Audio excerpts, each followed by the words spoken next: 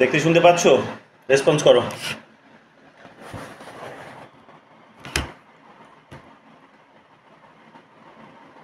আমি শুনতে পাচ্ছি, তবে দেখতে পাচ্ছি না।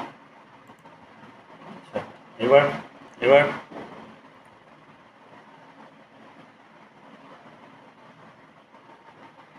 হ্যাঁ, এবার দেখতে পাচ্ছি। ওকে।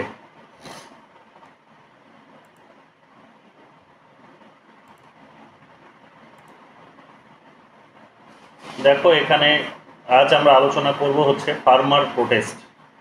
এটি দৃষ্টি আইএএস, জানো যে এটা বিখ্যাত নাম করা কোচিং সেন্টার আইএএস অফিসারদের জন্য, তার একটি মেটেরিয়াল এটা। সেটা তোমাদের আমি দিয়েওছি পিডিএফে। যারা বইটা পেয়েছো, মেটেরিয়াল বইটা পেয়েছো, তাদের কাছে আছে এটা। যারা পাওনি তারা ক্লাসের পরে তোমাদের এটা পাঠিয়ে দেবো, দেখে নিও। এটা আমি তৈরি করিনি, এটা ওদের তৈরি করা। তো দু একটি মেটেরিয়াল ওদেরও আমি নিয়েছি, যেগুলো ভালো লেগেছে, আর নতুন করে আমি তৈরি করতে যাইনি ফলে।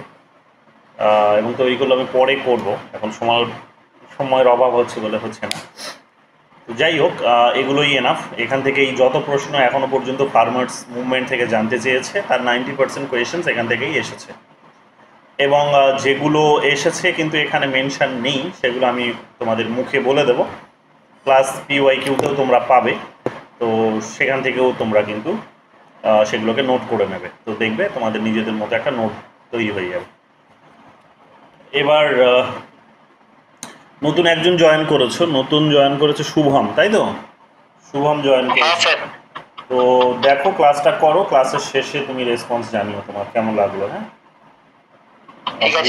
অসুবিধা হলে ক্লাসের শেষে বলবে।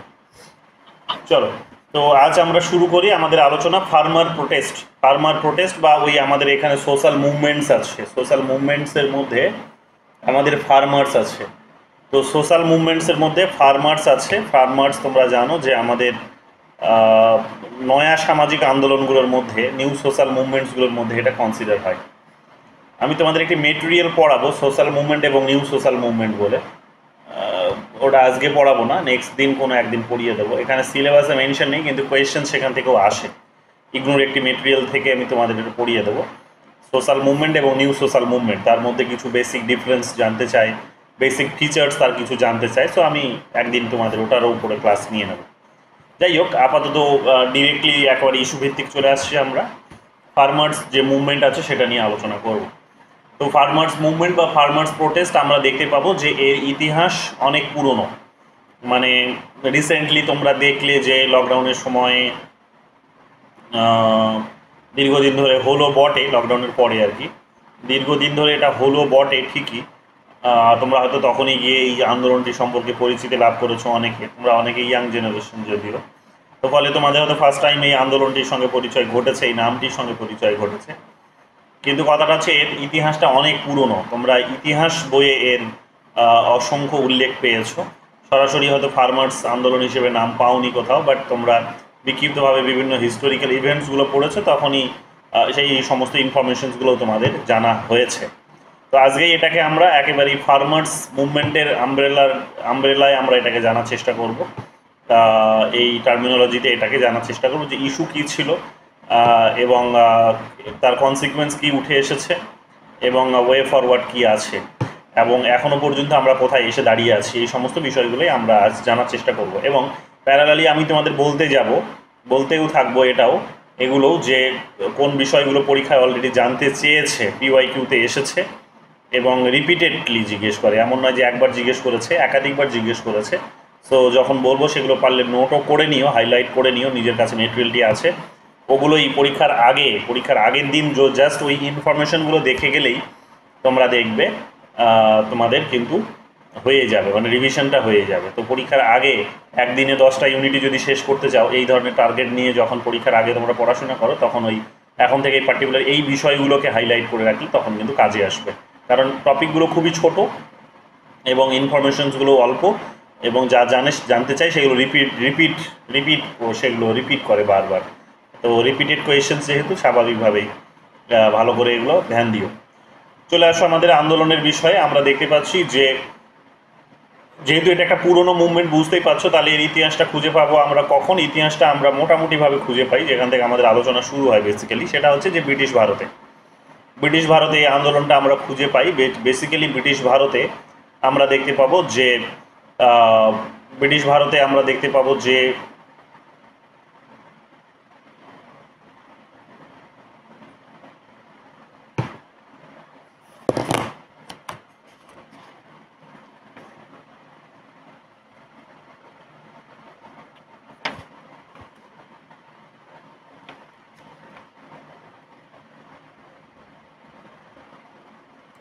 এটা না, এটা এটা রাইট। ব্রিটিশ ভারতে আর আমরা ইতিহাসটা খুঁজে পাই। ব্রিটিশ ভারতে আমরা কি খুঁজে পাবো? ব্রিটিশ ভারতে আমরা ইতিহাসটা খুঁজে পাই যে ব্রিটিশরা যখন ভারতবর্ষে এসেছে তখন তাদের, জানোই যে এটা তাদের একাধিকবার বলেছে, এগুলো ক্লাসে আবার বলছি, যে তাদের টার্গেট ছিল এটা যে এই ইন্ডিয়া বলে যে ভূখণ্ডটি তারা উদ্ঘাটন করতে পেরেছে, বলতে পারো ডিসকভার করেছে, তারা খুঁজে পেয়েছে। জানো যে খোঁজার দীর্ঘ চেষ্টাও তাদের হয়েছে। এর আগে একজন খুঁজতে গিয়ে আমেরিকাতে পৌঁছেছেন এবং সেখানে গিয়ে বলেন যে তিনি নাকি ইন্ডিয়া খুঁজে পেয়েছেন। পরবর্তীকালে এসে অনেকে চেষ্টা করেছে, ইন্ডিয়া খুঁজে পেয়েছে। যাই হোক, দীর্ঘদিন তারা জলপথে এসে এটাকে ট্রাই করেছে খোঁজার, ফাইনালি পেয়েছে। দীর্ঘদিন ধরে ব্যবসা বাণিজ্য করেছে এবং দেখেছে তারা এখানে এসে যে এটা হচ্ছে একটা শস্য শ্যামলা সম্পদ, একটা অঞ্চল। এখানে প্রচুর সম্পদ তৈরি হয়, ক্রপস বিশেষ করে এখানে তৈরি করার জন্য ভালো একটা জায়গা এবং ভালো একটা অঞ্চল বলা যেতে পারে। এবং এখানে জিওগ্রাফিক্যাল ডাইভার্সিটি এত সুন্দর রয়েছে যে এখানে সমস্ত কিছুই কিন্তু সহজে পাওয়া যেতে পারে। অল্প কিছু ডিস্টেন্সের মধ্যেই হয়তো সমস্ত কিছু প্রোডাকশান এখানে সম্ভব। তো জিওগ্রাফিক্যাল যে এই মানে বলা যেতে পারে যে ধাত্রী দেবীর যে অবদান, আমাদের যদি বলি একটু মাইথোলজিক্যালি, ধাত্রী দেবীর যে অবদান আমাদের, সেই অবদান মানে গোটা বিশ্বের বিভিন্ন অঞ্চলের থেকে বলা যেতে পারে ইন্ডিয়ার অবদান, ইন্ডিয়াতে তার অবদানটা একটু বেশি আছে। ইন্ডিয়াকে তিনি ঢেলে দিয়েছেন, বিশেষ করে ইন্ডিয়ান সাবকন্টিনেন্ট যেটাকে বলা হয়। এখন তো যেমন বাংলাদেশ পাকিস্তান দুটো আলাদা দেশ হয়ে গেছে, বাট একটা সময় এটা তো জানো যে একই ছিল। তো বুঝতেই পারছো যে ইন্ডিয়ার সাইজটাও তখন অনেক বড় ছিল, প্লাস হচ্ছে এর আশেপাশে যে দেশগুলো আছে সেগুলোকে নিয়ে যদি বলো তাহলে কিন্তু দেখবে তোমরা যে এখানে যে প্রাকৃতিক সম্পদের কিন্তু বিশেষ কোনো অভাব নেই। মানে ধন সম্পদে ভরপুর একটা কিন্তু অঞ্চল, মানে কোনো কিছুর অভাব এখানে তুমি ফিল করবে না। তো স্বাভাবিকভাবেই আমরা দেখতে পাচ্ছি যে এখানে টার্গেট ছিল, বিদেশিদের টার্গেট ছিল এই আমাদের ভূখণ্ডটা। বিশেষ করে এখান থেকে যে সমস্ত ক্রপস পাওয়া যায়, শস্য পাওয়া যায়, সমতল ভূমি হওয়ার কারণে এখানে প্রচুর ক্রপস তৈরি করা যায়। জলবায়ুর এখানে একটা বিশেষ ইম্প্যাক্ট আছে পজিটিভ, ফলে এখানে প্রচুর ক্রপস তৈরি হয় এবং আলটিমেটলি এটা একটা শস্য শ্যামলা দেশ সম্পদ হিসেবে এটা কিন্তু অঞ্চল হিসেবে কিন্তু উঠে আসে। আমরা দেখি যে ব্রিটিশরা এখানে এসে যখন আন্দোলন শুরু, যখন এসেছে ট্রেডার্স হিসেবে, তারপর থেকে তারা ধীরে ধীরে এখানে করেছে কি যে এখানকার পুরো এগ্রিকালচারাল সিস্টেমটাকে তারা কিন্তু ক্যাপচার করার চেষ্টা করেছে। এবং আমরা জানি যে এর আগের দিন ক্লাসেও আমরা আলোচনা করছিলাম যে বিভিন্ন যে রিভলভসগুলো হয়েছে, ট্রাইবালসরা রিভলভ করেছে, তার একটা বড় কারণ ছিল যে সেখানে ল্যান্ড রিফর্ম পলিসিসগুলোর কারণে। তো একই রকম কারণে আমরা দেখতে পাবো কৃষকরাও আন্দোলন করেছে, শুধু ট্রাইবসরা যে আন্দোলন করেছে তা নয়, ইন জেনারেল ফার্মার্সরা আন্দোলন করেছে, মুভমেন্ট করেছে ব্রিটিশদের এগেনস্টে। তাদের আন্দোলনটা ছিল এটাই যে তারা ব্রিটিশরা যে ল্যান্ড রিফর্ম পলিসিসগুলো নিয়ে এসেছে, বিশেষ করে যে তাদের উপর ট্যাক্স বসিয়ে দেওয়া, তাদের রায়তোয়ারি সিস্টেমকে ইন্ট্রোডিউস করা, তারপরে পার্মানেন্ট সেটেলমেন্ট যেটাকে বাংলায় বলি চিরস্থায়ী বন্দোবস্ত। তো এই চিরস্থায়ী বন্দোবস্ত ব্যবস্থাকে সেখানে ইন্ট্রোডিউস করা, এই সমস্ত বিষয়গুলো, এবং জোরপূর্বক ভিন্ন ধরনের চাষ করানো, বা যেটাকে বলা যেতে পারে যে ওয়েস্টার্ন সেন্ট্রিক কিছু ক্রপ সেখানে প্রডিউস করানো, যেটা হয়তো এই অঞ্চলের মানুষের জন্য প্রয়োজন নেই। এগুলো আলটিমেটলি কী করেছে, এখানকার কৃষকদের যে অবস্থা সেটা কিন্তু খুব খারাপ করে দিয়েছে। এবং অনেক সময় শুধু কৃষকদেরই অবস্থা খারাপ করে দেয়নি, এর নেগেটিভ ইম্প্যাক্টটা গিয়ে আমরা কিন্তু সয়েলের উপরেও দেখতে পাচ্ছি। সয়েল মানে মাটির উপরেও কিন্তু এর প্রভাবটা দেখতে পাবো, জমির উপরেও কিন্তু এর প্রভাবটা দেখতে পাবো আমরা। যে ধরনের বিদেশি প্রোডাক্ট বলা যেতে পারে, যে অপ্রয়োজনীয় যে সময় প্রোডাক্ট প্রডিউস করা হয়েছে, আনসাইন্টিফিক ওয়েতে করা হয়েছে, আলটিমেটলি এগুলো জমির উর্বরতাকে অনেকটা কমিয়ে দিয়েছে। তো আলটিমেটলি তার নেগেটিভ ইম্প্যাক্ট গিয়ে পড়েছে আমাদের এখানকার যে এগ্রিকালচারাল সেক্টরস আছে, ফার্মার্স আছে তাদের উপরে। এবং আমরা দেখতে পাবো যে ফুড সিকিউরিটি একটা কিন্তু আমাদের এখানে একটা বড় চ্যালেঞ্জ হিসেবে উঠে এসেছে, যে খাদ্যের নিরাপত্তা কিন্তু মানুষ পায়নি। এখানে অনাহারে অনেক মানুষ মারা গেছে, এখানে অনেক দুর্ভিক্ষও হয়েছে। আলটিমেটলি সেগুলোকে সেই বিষয়গুলোকে সিস্টেমটিকে আরও অনেক খারাপ করে তুলেছে। তো যাই হোক, ব্রিটিশদের এই মিসম্যানেজমেন্ট আমরা দেখতে পাবো যে মিসম্যানেজমেন্টগুলো আলটিমেটলি কী করেছে, এখানকার কৃষকদের অবস্থা খারাপ করে দিয়েছে, প্লাস হচ্ছে তাদের যে এক্সপ্লয়টেশন সেগুলো কৃষকদের অবস্থাটাকে দুর্বিষহ করে তুলেছিল। এবং সব কিছু এই সমস্ত কিছুগুলোর বিরুদ্ধেই আমরা দেখতে পাবো কি যে তারা দীর্ঘ বিষয়কে কেন্দ্র করে বিভিন্ন বিভিন্ন অঞ্চলে, ছোটোখাটো বিভিন্ন অঞ্চলে তারা আন্দোলন করেছে। আমরা দেখতে পাবো যে এই আন্দোলনের পিরিয়ডগুলো মোটামুটিভাবে 1858 থেকে 1914 পর্যন্ত এক ধরনের দেখতে পাবে, এবং 1914 পর থেকে আর একটু ভিন্ন, এটার একটা ভিন্ন ধর্মিতা দেখা যাবে। তো আমরা জানি যে 1858 থেকে 1914 পর্যন্ত এক ধরনের আন্দোলন দেখা যাবে। 1914 থেকে 1914 থেকে অন্য আর এক ধরনের আন্দোলনের চরিত্র আমরা কিন্তু এখানে দেখতে পাবো, এবং বিভিন্ন ইস্যুস সেখানে কিন্তু উঠে এসেছে, এগুলো আমরা দেখতে পাবো। কি কি পাবে দেখো এখানে, বললেই তোমরা সেটা বুঝতে পারবে। এর কারণগুলো কি কি ছিল এক্ষুনি তোমাদের বললাম, যে হাই রেন্ট ইস্যু ভিত্তিক দেখে নাও এবার কি কি ইস্যু ছিল। যে কৃষকদের উপরে হাই রেন্ট চাপিয়ে দেওয়া হতো, যে তাদের উপরে অনেক খাজনা চাপিয়ে দেওয়া হতো, রেন্টটাকে এখানে খাজনা বলা হয়, তাদের উপর অনেক খাজনা, বড় মাপের খাজনা চাপিয়ে দেওয়া হতো, তারা সেটা পে করতে পারবে না। ইলিগাল লিভিজ দেওয়া হতো, ঠিক আছে, আরবিট্রারি ইভিকশনস দেওয়া হতো, আনপেইড লেবারের কনসেপ্টগুলো সেখানে প্র্যাকটিস করা হতো। আলটিমেটলি এগুলো জমিনদারি যে সিস্টেম ছিল সেখানে এগুলো হতো, এবং আলটিমেটলি এগুলোর ফলে কৃষকদের অবস্থা কিন্তু খারাপ হতো। তো যাই হোক, সরকার যেহেতু প্রচুর পরিমাণে ট্যাক্স নিয়ে যেত, এবং শুধু সরকারই নিয়ে যেত না, জমিদাররা যেহেতু সেখানে, ল্যান্ডলর্ডসরাও যেহেতু প্রচুর পরিমাণে, আমরা দেখেছি যে সেখানে ট্যাক্স নিজেরাও সেখানে তারা চাপিয়ে দিত কৃষকদের উপরে, তো বাধ্য হয়ে তারা কিন্তু আন্দোলনের রাস্তায় নেমে এসেছে। তারপরে বলছে massive losses for Indian industries, যে ইন্ডিয়ান যে ইন্ডাস্ট্রিজ আছে, বিভিন্ন যে ইন্ডাস্ট্রি আছে ইকোনমিক, তাদের যে বিভিন্ন মানে ইন্ডাস্ট্রিজ মানে যে ছোটোখাটো হ্যান্ডিক্রাফট ইন্ডাস্ট্রিজগুলো যেগুলো আছে, হ্যান্ডিক্রাফট ইন্ডাস্ট্রিজ বলবো না, বড় বড় যে ইন্ডাস্ট্রিজগুলো ছিল আমাদের দেশের ভেতরে, সেই ইন্ডাস্ট্রিজগুলো অনেকটা কিন্তু বলা যেতে পারে কি যে সমস্যার মুখে পড়ে। এর আগেও তোমাদের ক্লাসে আমি বলেছি যে ব্রিটিশরা যখন এখানে এসেছে তখন তাদের নিজেদের ইন্ডাস্ট্রিতে এখান থেকে কাঁচামাল নিয়ে গিয়ে নিজেদের ইন্ডাস্ট্রিতে কোনো একটা প্রোডাক্ট প্রডিউস করে এখানকার মার্কেটে নিয়ে এসে সেটাকে সেল করতো প্রোডাক্টটাকে। যখন এখানকার মার্কেটে এসে প্রোডাক্টটাকে সেল করতো তখন সেটা দেখা যেত কি যে সস্তায় সেটা বিক্রি হতো। তার কারণ সেটা ইন্ডাস্ট্রিতে তৈরি হয়েছে বলে, কারখানাতে সেটা তৈরি হয়েছে বলে তার প্রোডাক্টিভ কস্টটা অনেক কম। যেহেতু তার প্রোডাক্টিভ অনেক কম, তো এখানকার হাতে তৈরি করা বা ছোটোখাটো ইন্ডাস্ট্রিতে তৈরি হওয়া কোনো প্রোডাক্ট সেটা কিন্তু ওদের প্রোডাক্টের সঙ্গে কম্পিট করে উঠতে পারতো না, তাদের সঙ্গে কিন্তু সেখানে কিন্তু প্রতিযোগিতায় জয়লাভ করতে পারতো না। ফলে আমরা দেখেছি, যেমন এই মুহূর্তে তোমরা চায়নার অবস্থাটা দেখছো, যে এই মুহূর্তে আমাদের ইন্ডিয়ান মার্কেটের অবস্থাটা হচ্ছে এটা, বা শুধু ইন্ডিয়ান বলবো না, গোটা বিশ্বের মার্কেট বলা যেতে পারে, যে এটাই এখন তাদের একটা স্বাভাবিক অবস্থা, যে গোটা বিশ্বের মার্কেটে চাইনিজ প্রোডাক্টে ভর্তি হয়ে গেছে। যারা একটু চায়নার কাছাকাছি আছে সেই সমস্ত দেশগুলোতে দেখবে যে চায়নার প্রোডাক্টে ভর্তি হয়ে গেছে, এবং সেই প্রোডাক্টগুলো খুবই সস্তায় পাওয়া যায়, ভ্যারাইটিস পাওয়া যায়। তো যেহেতু সস্তায় পাওয়া যায়, ভ্যারাইটিস পাওয়া যায়, মানুষ যখন মার্কেটে প্রোডাক্ট কিনতে যায়, পার্টিকুলার কোনো একটা প্রোডাক্ট কিনতে যায়, তখন গিয়ে সে সস্তায় যে প্রোডাক্টটি পায়, যেটার মধ্যে ভ্যারাইটিস পায়, যেটার মধ্যে অনেকগুলো ফিচার্স খুঁজে পায়, তখন সেই প্রোডাক্টই সে কেনে। তো জানো যে ফোনের কোম্পানিগুলো যেখানে বসে তোমরা আজকে ক্লাস করছো, যেটাকে ব্যবহার করে, সেগুলো বেশিরভাগই তোমরা যারা ব্যবহার করছো দেখবে সব চাইনিজ কোম্পানিকে ব্যবহার করছো, তোমরা চাইনিজ কোম্পানির প্রোডাক্ট ব্যবহার করছো।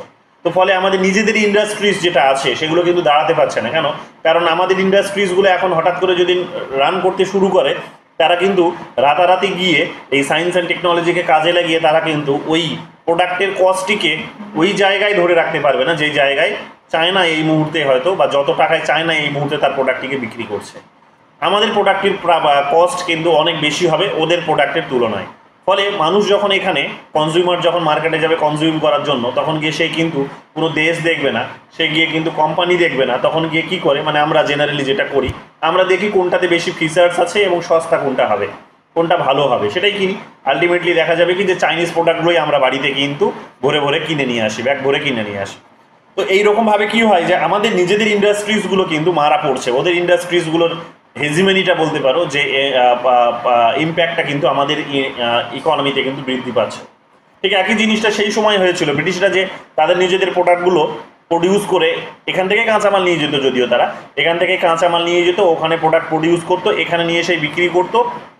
আলটিমেটলি এখানে র মেটেরিয়ালেরও কম খরচা পড়লো, প্লাস ইন্ডাস্ট্রিতে তৈরি হওয়ার ফলে সেটারও কিন্তু দেখা গেল যে সেটার ইয়েটাও কম পড়লো, প্রোডাক্টিভ কস্টটাও কিন্তু কম পড়লো, প্রোডাকশন কস্টটাও কিন্তু কম পড়লো। ঘুরিয়ে ফিরিয়ে দেখা যাবে, সব মিলিয়ে দেখা যাবে কি যে আমাদের প্রোডাক্টের তুলনায় ওদের প্রোডাক্টের দাম কম। মানুষ যখন কিনতে যাচ্ছে, কনজিউমার যখন মার্কেটে কিনতে যাচ্ছে, তখন ওদের প্রোডাক্টটাই কিনছে, আমাদের প্রোডাক্ট কিনছে না। আমাদের ইন্ডাস্ট্রিজগুলো তখন ধীরে ধীরে ধ্বংস হয়ে যাচ্ছে, তারা কিন্তু সার্ভাইভ করতে পারছে না। যখন তারা সার্ভাইভ করতে পারছে না, তখন এই ছোটো ছোটো ইন্ডাস্ট্রিজগুলো তারা কী করছে, গ্রামের দিকে এসে তখন জমি জায়গা কিনতে বাধ্য হচ্ছে। এই জমি জায়গা কিনতে বাধ্য হচ্ছে তারা, কিন্তু এখানে এসে তারা তখন এগ্রিকালচারাল সেক্টরে ঝুঁকে যাওয়ার প্রবণতা তাদের মধ্যে দেখা যাচ্ছে। তো আলটিমেটলি কী হচ্ছে, তারাও ঝোঁকা পুরো এদিকে যখন ইন্ডাস্ট্রি এগ্রিকালচারের দিকে ঝুঁকে যাচ্ছে, আলটিমেটলি আমরা দেখতে পাবো যে কৃষকদের অবস্থা তখন কৃষক থেকে তারা লেবারে পরিণত হচ্ছে। এই ঘটনাগুলো উঠে আসতে শুরু করেছে। প্লাস ছোটোখাটো যে আরও ইন্ডাস্ট্রিজগুলো ছিল, যেটাকে বলা হয় যে হ্যান্ডিক্রাফট ইন্ডাস্ট্রি, দেখো এখানে লেখা আছে যে হ্যান্ডিক্রাফট যে ইন্ডাস্ট্রিজ আছে, যে সেই ইন্ডাস্ট্রিজগুলোও কিন্তু রুইন করে যায়, অর্থাৎ ধ্বংস হয়ে যায়। কেন? যেমন আমরা দেখবে হাতে তৈরি করা প্রোডাক্ট, যেমন কলসি থেকে শুরু করে হাঁড়ি, বিভিন্ন যে আমাদের যে নিত্য প্রয়োজনীয় যে জিনিস যেগুলো ব্যবহার করি আমরা, সেই সমস্ত জিনিসগুলো হাতে তৈরি করা হয়। হাতের ঝুড়ি তৈরি হতো, হ্যাঁ, বাঁশের জিনিস দিয়ে বাঁশের প্রোডাক্ট তৈরি হতো। এগুলো আর চোখে দেখতে পাওয়া যায় না, কিন্তু এটাই কিন্তু আগে আমাদের ব্যবহার হতো এগুলো। এখন এগুলো কি হচ্ছে না, ইন্ডাস্ট্রিতে দেখবে, ইন্ডাস্ট্রিতে এগুলো তৈরি হয় এবং তার মেটেরিয়ালগুলোও ভিন্ন ধরনের হয়, প্লাস্টিক জাতীয় হয়। যাই হোক, বিভিন্ন বিষয়ে এখানে এসে তখন কি করেছে, যখন এই ধরনের বিভিন্ন ভ্যারাইটিস যখন মার্কেটের মধ্যে আসে, তখন কি হয়, এখানকার যে এই হ্যান্ডিক্রাফট ইন্ডাস্ট্রি, যারা হাতে হস্তশিল্প যেটাকে বলা হয়, যে হস্তশিল্পগুলো যেগুলো ছোটোখাটো, তারাও কিন্তু মারা পড়ছে। ওভারঅল আমাদের ইন্ডাস্ট্রিটা ডিক্লাইন করার সঙ্গে সঙ্গে তার নেগেটিভ ইম্প্যাক্ট নিয়ে কৃষিতে পড়ছে, এগ্রিকালচারে পড়ছে। এগ্রিকালচারাল অবস্থা কিন্তু খারাপ হয়ে যাচ্ছে। এগ্রিকালচারাল অবস্থা খারাপ হয়ে যাচ্ছে এই কারণে একটা, যে বিজনেসম্যানরা এসে এখন তারা কৃষক হিসেবে উঠে আসার চেষ্টা করছে, তারা জমি জায়গা কিনে কৃষিকাজ করার দিকে এগিয়ে আসছে। আর অন্যদিকে কৃষকরা তাদের নিজেদের প্রোডাক্টগুলো যেভাবে তারা বিক্রি করতো, সেই বিক্রি করার জায়গাটাতেও তারা আর নেই। তাদের জমি থেকে তারা বঞ্চিত হয়েছে। অন্যদিকে আমরা দেখতে পাবো যে তাদের প্রোডাক্টটাকে তারা এখন সস্তায় বিক্রি করতে বাধ্য হচ্ছে, এক প্রকার জোরপূর্বক। ব্রিটিশদের কারণে এই জিনিসগুলো হচ্ছে। তো আলটিমেটলি আমরা দেখতে পাচ্ছি কি যে আমাদের ইন্ডাস্ট্রি কিন্তু ক্ষতিগ্রস্ত হয়েছে। তো এগুলো আলটিমেটলি আমরা দেখতে পাচ্ছি যে ফার্মার্সদেরকে লিড করেছে কোন পথে, লিড করেছে তাদেরকে চালিত করেছে আন্দোলনের পথে। তো এই রকমের এই কারণেও আমরা কিন্তু আন্দোলন হতে দেখেছি। আনফেভারেবল পলিসিস ছিল কতগুলো, ব্রিটিশদের বিভিন্ন পলিসিস ছিল, একটা দুটো নয়। শুধু ইকোনমিক পলিসিসগুলোই যে কারণ তা বলবো না, আরও অনেক পলিসিস তাদের কারণ। ঠিক আছে, এখানে ইকোনমিক পলিসির কথা শুধু বলা হয়েছে, কিন্তু আরও অনেকগুলো পলিসিস তাদের আছে বিভিন্ন ধরনের। সেটা এখন সোশ্যাল পলিসিস বলো, কালচারাল পলিসিস বলো, ইকোনমিক পলিসিস বলো, বিভিন্ন ধরনের পলিসি তাদের কি আছে, সেগুলো কিন্তু ঘুরিয়ে ফিরিয়ে এসে কি হয়, বারবারই বলেছি তোমাদের যে ভালনারেবল সেকশনসের উপরেই নেগেটিভ ইম্প্যাক্টটা পড়ে। তো এরা যেহেতু একেবারে পেছনের সারিতে বিলং করছে, যতগুলো সেকশনস আছে তার মধ্যে, স্বাভাবিকভাবেই তার ইম্প্যাক্টটা এদের উপরে এসেই পড়বে। আমরা কিন্তু দেখেছি যে এগুলো কিন্তু তা হয়েছে। তো সরকার যখনই কোনো ডেভেলপমেন্টাল প্রজেক্ট হাতে নিয়েছে বা যে কোনো কিছু করেছে, তখনই তার নেগেটিভ ইম্প্যাক্টগুলো এসে, যেটা নেগেটিভ ইম্প্যাক্ট তো থাকবেই যে কোনো বিষয়ের, তো নেগেটিভগুলো কিন্তু এদের উপরে এসেই পড়েছে। এবং আমরা দেখতে পেয়েছি আমাদের ইন্ডাস্ট্রি, এই এগ্রিকালচারাল ইন্ডাস্ট্রি বা এগ্রিকালচারাল সোসাইটি, তারা ক্ষতিগ্রস্ত হয়েছে। শুধু তাই নয়, বিশেষভাবে বড় বড় দুটো যেমন কথা বলা যেতে পারে, একটা হচ্ছে ল্যান্ডলট আর হচ্ছে মানি ল্যান্ডার। মানি ল্যান্ডার মানে হচ্ছে যাদেরকে মহাজন বলা হয়, যারা টাকা ধার দেয়, সুদের উপর টাকা ধার দেয়, হ্যাঁ, সুদখোর মানুষ যাদেরকে আমরা জেনারেলি সাধারণভাবে বলে থাকি। শব্দটিকে খারাপ নেগেটিভ অর্থে ব্যবহার করা হয়, বাট নেগেটিভ বললেও এটা আসলে এখনকার দিনে একটা বাস্তব সত্য হয়ে গেছে যে মানি ল্যান্ডার্স, যারা হচ্ছে ওই মহাজন, টাকা ধার দিত, যাদের কাছ থেকে টাকা নিয়ে কি করা হতো, কৃষকরা গিয়ে চাষবাস করতো। আমি আমার নানিকেই দেখেছি যে ওই টাকা ধার নিয়ে এসে, টাকা ওই ইয়েকেই নিয়ে এসে, মহাজনের কাছ থেকে টাকা নিয়ে এসে সেটা দিয়ে চাষবাস করতো। তারপর সেই টাকা চাষ করার পর যে সেই শস্য দিয়ে সেখানে ফেরত দিয়ে দিত। এই জিনিসগুলো দেখেছি, এগুলো করতো। যাই হোক, এবং যেহেতু একটাই শস্য চাষ করতে এতটা লাভদায়ক ছিল না বলে তাকে ধার করতে হতো। ও যদি অনেকগুলো শস্য চাষ করতো, অনেক রকমের যদি চাষ করতো, জমিটাকে যদি সারা বছর কাজে লাগানোর চেষ্টা করতো, তাহলে হয়তো এই জিনিসগুলো হতো না। বাট মহিলা মানুষ বলে তিনি এটা করতেন না, এতটা করে উঠতে পারতেন না। যাই হোক, তো সেই সময় এই অবস্থাটা কিন্তু পুরুষদের ছিল বলতে পারো, কাইন্ড অফ, যে তারা এখানে কি করতো, মহাজনদের কাছ থেকে টাকা ধার নিত সুদের উপর, এবং চড়া সুদে তারা দিত, টাকা ধার দিত। এবং যদি কোনো কারণে টাইমের মধ্যে টাকা তারা পে করতে পারতো, তাহলে তাদের জমি সেখান থেকে বাজেয়াপ্ত করে নিত, তারা জবরদখল করতো, বা তাদের ট্যাক্সের পরিমাণটা আরও অনেক বৃদ্ধি পেয়ে যেত। এই ধরনের ঘটনাগুলো ঘটতো। তো এইগুলো আমরা দেখেছি। প্লাস ল্যান্ডলর্ড যারা ছিল, তাদেরও ওই একই ধরনের অত্যাচার ছিল, যে তারাও সেখানে কিন্তু কি করেছে না, তারা কিন্তু প্রচুর ট্যাক্স বসিয়ে দিয়ে ব্রিটিশদেরকে তারা ট্যাক্স পে করতে গিয়ে, এবং আলটিমেটলি আমরা দেখেছি যে তাদের নিজেদের কাছেও ট্যাক্স রাখতো, ঘুরিয়ে ফিরিয়ে আলটিমেটলি রেজাল্ট বেরিয়ে আসতো এটাই যে কৃষকদের অবস্থা খুব খারাপ হয়ে যাচ্ছে দিনের পর দিন, তাদের এক্সপ্লয়টেশন তাদের উপর বৃদ্ধি পাচ্ছে এবং তাদের অবস্থা এবং সেখানে তারা আন্দোলনের রাস্তায় নেমে আসতে বাধ্য হচ্ছে। তো এইরকমভাবে আমরা দেখতে পাচ্ছি কি যে 1920 থেকে 1940 সালের মধ্যে বিভিন্ন এই কারণে এই সমস্ত ইস্যুগুলোকে অ্যাড্রেস করার জন্য 1920 থেকে 40-এর মধ্যে অনেক অর্গানাইজেশনস বেরিয়ে আসে। এই টাইম পিরিয়ডটিও খুব গুরুত্বপূর্ণ, ভালো করে মাথায় রাখবে।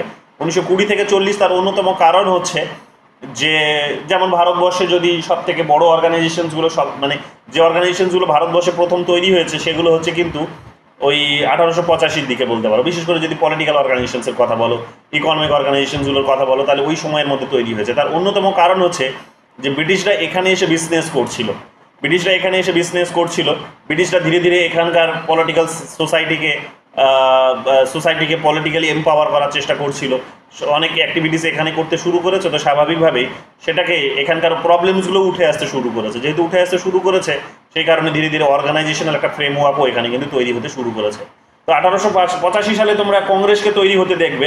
এটা কোনো কোইন্সিডেন্স নয় যে এটা তৈরি হয়েছে, না, এটা একটা সরাসরি কারণ আছে যে সরাসরি এখানে এসে তারা কি করছে, বিভিন্ন ধরনের বিজনেস করছে, বিভিন্ন ধরনের পলিটিক্যাল অ্যাক্টিভিটিসগুলো করছে, তাদের এখান থেকে নিজেদের পলিটিক্যাল ইন্টারেস্ট গ্রুপসগুলো কিন্তু বেরিয়ে আসার সুযোগ পাচ্ছে।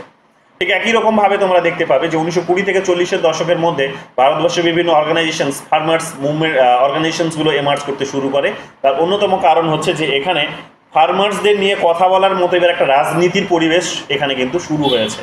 বিশেষ করে যেহেতু জাতীয়তাবাদী আন্দোলন যেহেতু ওই বলা যেতে পারে যে এলিট শ্রেণী যেহেতু জাতীয়তাবাদী আন্দোলন শুরু করার একটা তাদের মধ্যে প্রবণতা দেখা যাচ্ছে যে এখানকার যারা এখানকার যারা হচ্ছে ন্যাশনালিস্ট যারা ছিল, জাতীয়তাবাদী ন্যাশনালিস্ট যারা ছিল, তারা যেহেতু তাদের নিজেদের এক্সপ্লয়টেশনসটাকে কমানোর জন্য, তারা কিছুটা পাওয়ার জন্য তারা যেহেতু এখন ধীরে ধীরে কী করছে না, তারা ব্রিটিশ বিরোধী মানসিকতা পোষণ করতে শুরু করেছে।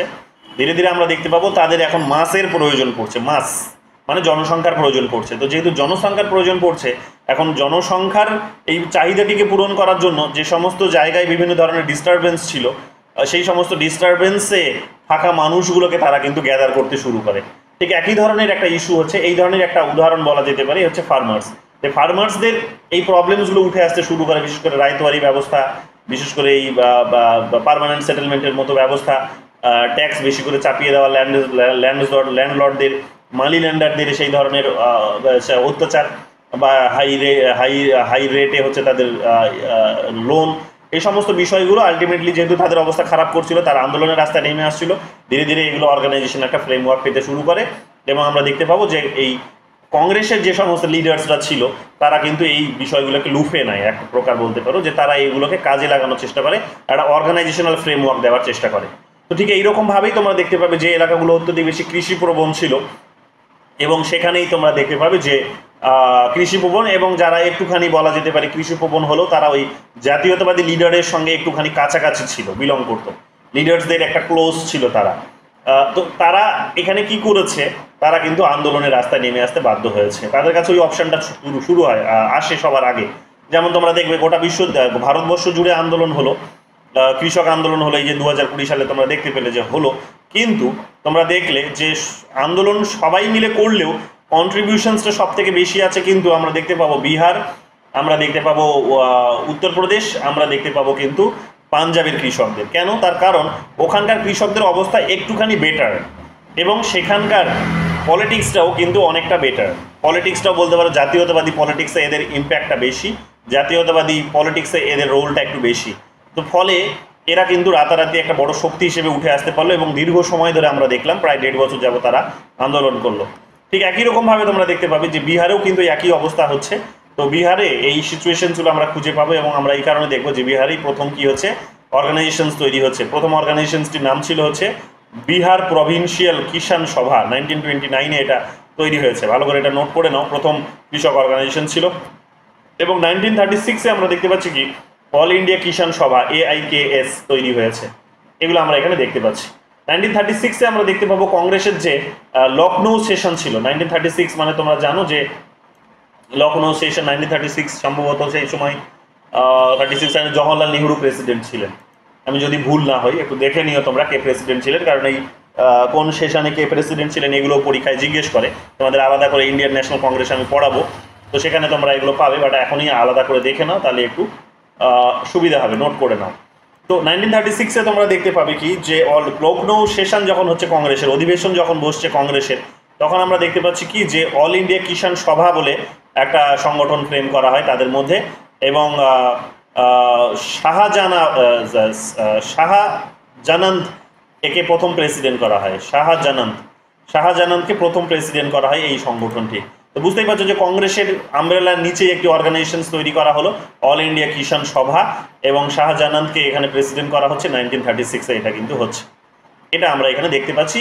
এবং একটা বলা যেতে পারে যে সরাসরি এবার কিন্তু যে বড় যে ন্যাশনালিস্ট পার্টিটা ছিল, লিডিং যে ন্যাশনালিস্ট পলিটিক্যাল পার্টিটা ছিল, তার হাত ধরেই এবার কিন্তু কৃষক আন্দোলন কিন্তু একটা বড় রূপ পায়। এবং বুঝতেই পারছো যে কৃষকদের তার মানে কি করা হলো, জাতীয়তাবাদী আন্দোলনের সঙ্গে মার্চ করে দেওয়া হলো। যেমন এর আগের দিন ক্লাসে আমরা পড়লাম, দুটো ক্লাসেই, যে ট্রাইবালসদেরকে কি করা হলো, ট্রাইবদেরকে এই তাদের নিজেদের প্রবলেমসগুলো থেকে বের করে নিয়ে আসার জন্য, তাদের সমাধান দেওয়ার জন্য তাদেরকে কি করা হলো, তাদেরকে বলা হলো যে আগে ব্রিটিশ বিরোধী মানসিকতার বিরুদ্ধে লড়াই করো, বা মানসিকতা না, ব্রিটিশদের বিরুদ্ধে লড়াই করো, দেশটাকে স্বাধীন করো, তুমি এমনিতেই তোমার বেটার ডেভেলপমেন্ট আসবে, বা এই প্রবলেমসগুলো অ্যাটলিস্ট থাকবে না। সেই কারণে ওদেরকে আমরা ওই আন্দোলনগুলোকে জাতীয়তাবাদী আন্দোলনের সঙ্গে লিঙ্ক করতে দেখেছি। ঠিক একই রকমভাবে এই ফার্মার্স অর্গানাইজেশনসগুলো তৈরি করার মধ্য দিয়ে কৃষকদেরকে কিন্তু এই জাতীয়তাবাদী আন্দোলনে টেনে নিয়ে আসার কিন্তু চেষ্টা হলো, এটা আমরা দেখতে পাচ্ছি। এবং এটার সঙ্গে সঙ্গে তারা এর মধ্যে কি করলো, কিষাণ ম্যানিফেস্টোও রচনা করলো এবং সেটা পাবলিশও করলো, যেখানে তারা ডিমান্ড রাখলো যে জমিদারি যে ব্যবস্থা সেটাকে তারা কি করবে, এবং টিনান্ট যে ব্যবস্থা, তো এই জমিদারি ব্যবস্থা, টিনান্ট ব্যবস্থার মতো ব্যবস্থাগুলো, অর্থাৎ ভাড়াটিয়া সিস্টেম বা জমিদারি যে ব্যবস্থা, সেগুলো তারা কিন্তু অ্যাবলিশন চাইলো, বাতিল করতে চাইলো। তারা এই ধরনের একটা দাবি সেখানে কিন্তু তুলে নিয়ে আসলো। এবং জানো তোমরা যে এটা স্বাধীন ভারতে সম্ভবপর তো, ব্রিটিশ ভারতে এটা তো সম্ভব তো হয়নি, বাট এটা আমরা স্বাধীন ভারতে এটারও অ্যাবলিশনস আমরা দেখেছি। এবং স্বাধীন ভারতে দেখেছি, কিন্তু শুরুর দিকে হয়নি, শুরুর দিকেই হয়েছে, কিন্তু তোমরা দেখো যখন কনস্টিটিউশন ফ্রেম হচ্ছে তখন এগুলোকে কিন্তু অ্যাবলিশ করাও যায়নি।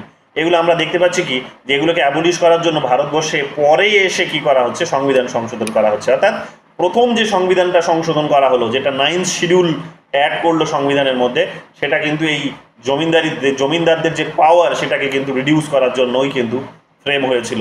নেহেরু কনস্টিটিউয়েন্ট অ্যাসেম্বলিতে বসে এটাকে এই কৃষকদের পক্ষে তিনি এগুলোকে অ্যাবলিশ করার কিন্তু সিস্টেমটিকে ইন্ট্রোডিউস করতে পারেননি, বা মেনশন করতে পারেননি কনস্টিটিউশনের মধ্যে। কিন্তু আমরা দেখতে পাচ্ছি যে তিনি যখন ওই 1950-র পরে যখন সংবিধান চালু হচ্ছে 1950-র 26শে জানুয়ারি থেকে, তার পরের বছরে গিয়ে আমরা দেখতে পাচ্ছি 1951-এ গিয়ে আমরা দেখতে পাচ্ছি কি যে তিনি এই জমিদারদের বিরুদ্ধে এক প্রকার একটা কিন্তু পদক্ষেপ নিচ্ছেন। এবং আমরা দেখতে পাচ্ছি সেটা নিয়ে অনেক কোর্ট কাচারিও হয়েছে। তোমরা জানো যে কেসটার নাম হয়েছিল সেটা হচ্ছে A.K. Gopalan versus union of India, state of Madras. এবং তারপরে আরও একটা কেস হয়েছিল, ঠিক আছে, আরও একটা কেস হয়েছিল, নামটা ভুলছি, এখান থেকে নোটিশ করা যাচ্ছে না।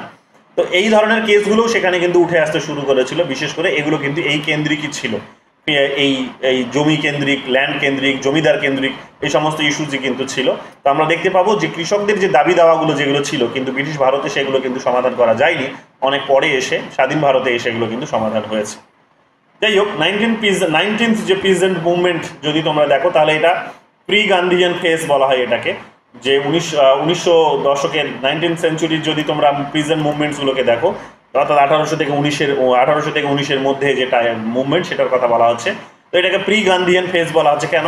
তার কারণ 1917 সালের পর থেকে আমরা গান্ধিয়ান ফেজ দেখতে পাবো। গান্ধীজি প্রথম চম্পারণ মুভমেন্ট করছেন, তোমরা জানো যে এগুলো বারবার পরীক্ষায় জিজ্ঞেস করেছে, এইবারও জিজ্ঞেস করেছিল, তোমরা জানো। তো সেখানে আমরা দেখতে পাচ্ছি যে গান্ধীর একটা অবদান কিন্তু উঠে আসছে। যাই হোক, তো প্রি গান্ধিয়ান বলছে যেখানে গান্ধীর কোনো অবদান ছিল না। এখানে আমরা দেখতে পাচ্ছি ইন্ডিগো রেবেলিয়ান হয়েছে। ইন্ডিগো রেবেলিয়ান 1859 থেকে 62 পর্যন্ত এই রেবেলিয়ানটা হয়েছে। বিশেষ করে আমরা এটা জানি যে ইউরোপের যে প্ল্যান্টার্স যারা ছিল, তারা এখানে এসে কি করতে চেয়েছিল, তারা এখানে এসে ইন্ডিগো চাষ করতে চেয়েছিল। তো যেখানে হয়তো পাট চাষ হয়, যেখানে ধান চাষ হয়, তারা সেখানে এসে বলছে তার জমির 20 ভাগের 3 ভাগ, সম্ভবত কোথায় গেল নাম্বারটা, তার একটা নাম্বার সেখানে ছিল, আমি ভুলছি এখানে নাম্বারটা কোথায় দেখলাম। 20 ভাগের 3 ভাগ একটা নাম্বারে তাদেরকে কি বলা হচ্ছে যে তাদেরকে মানে তাদের যতটা ল্যান্ড রয়েছে সেই ল্যান্ডের ধরো 20 ভাগের 3 ভাগ জমিতে তাকে কি করতে হবে, তাকে ইন্ডিগো চাষ করতে হবে। আছে কোথাও এখানে, পরে দেখে বলছি। তো ইন্ডিগো চাষ করতে হবে, তো নীল চাষ করতে হবে। এবার নীল চাষ, জানো যে নীল চাষ তো কৃষকরা করতে রাজি হবে না। তার অন্যতম কারণ হচ্ছে যে এটা কোনো লাভজনক কোনো শস্য নয়, এবং এটা বেসিক নেসেসিটিস নয় মানুষের, বেসিক নেসেসিটিস নয়। এটা একটা যেমন প্রথম শর্ত। দ্বিতীয় শর্ত হচ্ছে এটা লাভজনক নয়, এবং এটার জন্য লাভজনক, এবং এটার জন্য মার্কেটে গিয়ে কি পাওয়া যায় না, না পর্যাপ্ত পরিমাণে কনজিউমার পাওয়া যায় না। যেহেতু এই সমস্ত বিষয়গুলো এখানে উঠে আসে, স্বাভাবিকভাবেই কৃষকটা কিন্তু ক্ষতিগ্রস্ত হবে। শুধু তাই নয়, এই নীল চাষ করলে জমির উর্বরতাও নষ্ট হয়। জমির যে উর্বরতা বা তার যে ফার্টিলিটি, সেই ফার্টিলিটিও সেখানে কিন্তু কমতে শুরু করে। তো ফলে এখন তারা এটা করতে রাজি হচ্ছিল না, কিন্তু ব্রিটিশদের বিরুদ্ধে ব্রিটিশরা তাদেরকে কিন্তু জোর করে তাদেরকে কিন্তু এটা করায়। এবং আমরা দেখতে পাবো যে এটা করানোর ফলে আলটিমেটলি তারা কি করেছে না, আন্দোলনের রাস্তায় কিন্তু নেমে এসেছে। ইন্ডিগো রেবেলিয়ন নামে এটা পরিচিত। এইরকমভাবে আমরা দেখতে পাবো এটা হয়েছে। এবং এইখানে এবং তারা এই এই এই এই সময় তোমরা দেখতে পাবে যে ট্রেডার্স এবং মিডলম্যানদের হাতেও তারা হচ্ছে কিন্তু প্রচণ্ড পরিমাণে সাফারার হয়েছে। ঠিক আছে। এবং যাই হোক, এটা বেঙ্গলেই বিশেষভাবে হয়েছিল। এই আন্দোলনটি বেঙ্গলে লঞ্চ হয়েছিল, ইন্ডিগো কাল্টিভেশন অফ ইন্ডিগো বেঙ্গলেই হয়েছে। তো যাই হোক, এখানে আমরা দেখতে পাবো কি যে যখন আন্দোলনটা হচ্ছে তখন আমরা দেখতে পাচ্ছি যে প্রচুর পরিমাণে মানুষ এটাকে এসে সমর্থন করেছে। যেমন সেই সময় যে প্রেস এবং মিশনারিজ যেগুলো ছিল তারা এই আন্দোলনটিকে সমর্থন করেছে। এবং যদি ডিরেক্ট ইন্ডিভিজুয়ালের নাম বলো, জাতীয়তাবাদী লিডারের নাম বলো, তাহলে হরিশচন্দ্র মুখার্জি, যেমন তোমরা জানো কলকাতায় হরিশচন্দ্র মুখার্জি বলে একটা রোড আছে, তো তার নামে এই রোডটা তৈরি করা হয়েছে। তো হরিশচন্দ্র মুখার্জি সেই সময় বেঙ্গলের একজন বড় জার্নালিস্ট ছিলেন, তিনি এটাকে সমর্থন করেছেন। এবং তিনি এই যারা পিজেন্টস ছিল, যারা বেঙ্গলের যারা কৃষক ছিল, তাদেরকে তিনি বলেছেন দ্য হিন্দু প্যাট্রিয়ট বলে তিনি তাদেরকে কিন্তু অভিধা করেছেন, এটা আমরা জানি। এরপরে তোমরা জানো যে দীনবন্ধু মিত্র আর একটা বিখ্যাত নাম, জাতীয়তাবাদী লিডার একজন। তো তিনি বেঙ্গলি রাইটার ছিলেন, একজন ড্রামাটিস্ট ছিলেন। তিনি নীল দর্পণ নাটকটি লিখেছিলেন, জানো তোমরা, নীল দর্পণ একটা ড্রামা তিনি লিখেছিলেন। এবং সেই ড্রামা এতটা সাড়া ফেলে দিয়েছিল কৃষক সমাজে যে তারা কি করতো না, এই ড্রামা দেখে ড্রামার মধ্যে দিয়ে মানে মানুষ অত্যধিক বেশি বলা যেতে পারে যে তারা ইনফ্লুয়েন্সড হয়ে যেত, তারা আন্দোলনে সোচ্চার হতো, ব্রিটিশ বিরোধী আন্দোলনে তারা সোচ্চার হতো। তো যেহেতু এটা একটা অস্ত্র হিসেবে কাজ করেছে বলতে পারো, ড্রামা একটা অস্ত্র হিসেবে কাজ করেছে।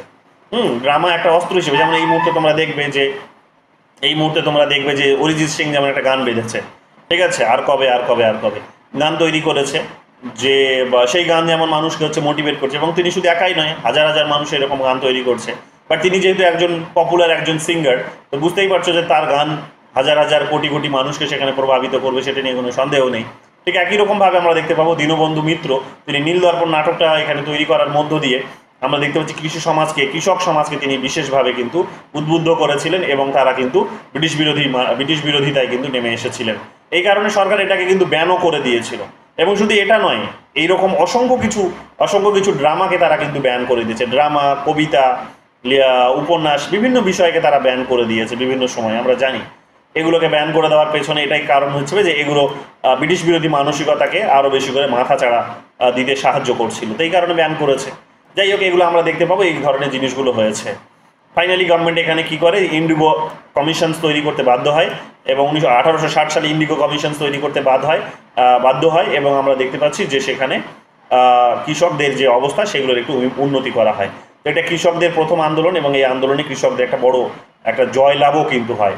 তো এটা আমরা কিন্তু দেখতে পাচ্ছি যে একটা বড় সাকসেসফুল রিভল্ট হিসেবে এটা কিন্তু উঠে আসে, বা মুভমেন্ট হিসেবে উঠে আসে। এরপরে তোমরা সেকেন্ড যে আন্দোলনটি দেখবে সেটা হচ্ছে পাবনা মুভমেন্ট। 1870 থেকে 1880-র মধ্যে তোমরা দেখবে, 1870s থেকে 1880s-এর মধ্যে দেখবে। পাবনা মানে বুঝতেই পারছো, আজকে বাংলাদেশের একটা জেলার নাম হচ্ছে পাবনা। তো একটা সময় তো এটা তো 1905 সালের আগে তো তোমরা জানো যে এটা বাংলা বলেই কনসিডার হতো, বেঙ্গল বলেই কনসিডার হতো। তো এখানে আমরা দেখতে পাচ্ছি যে এই একটা লার্জ একটা পার্ট এই বেঙ্গলের, এখানে তারা কি করলো, এখানকার কৃষকরা আন্দোলন করতে কিন্তু শুরু করলো। এবং আমরা দেখতে পাচ্ছি যে কৃষকরা আন্দোলন করতে শুরু করলো, এবং তাদেরও মোটামুটিভাবে তারা যেটা চেয়েছিল সেটা হচ্ছে যে occupancy right under act 10 of 1859, অর্থাৎ তারা এক প্রকার পেশার অধিকার চেয়েছিল। পেশার অধিকার চেয়েছিল, কিন্তু যে অধিকারটা তাদেরকে প্রদান করা হচ্ছিল না। 1873 সালে আমরা দেখতে পাবো কি যে আগ্রারিয়ান লীগ তৈরি করা হয় যে কারণে, এবং আমরা দেখতে পাচ্ছি যে ইউসুফ শাহী পরগনা আমরা দেখতে পাবো যে পারগনা ডিস্ট্রিক্টে তিনি কি করেন যে ইউসুফ শাহী পরগনা যে পাবনা জেলার, সেখানে আমরা দেখতে পাবো যে এটাকে তৈরি করা হয়, এবং এটা আমরা দেখতে পাচ্ছি যে বিশেষভাবে একটা কিন্তু এই আন্দোলনটিকে এগিয়ে নিয়ে যেতে সাহায্য করে। এবং তখন তোমরা জানো যে এই বিহারও কিন্তু এক প্রকার কি ছিল, বিহারও তখন এক প্রকার কিন্তু বেঙ্গলের আন্ডারেই ছিল। তো যেহেতু বিহারও বেঙ্গলের আন্ডারেই ছিল, তাই এটা কিন্তু পাটনা, এখন যেটা পাটনা বলছি আমরা, সেই পাটনার মধ্যে বিলং করতো। ঠিক আছে, তো ইস্ট বেঙ্গল এটাকে বলা হতো, তো ইস্ট বেঙ্গলের মধ্যে এটা বিলং করতো।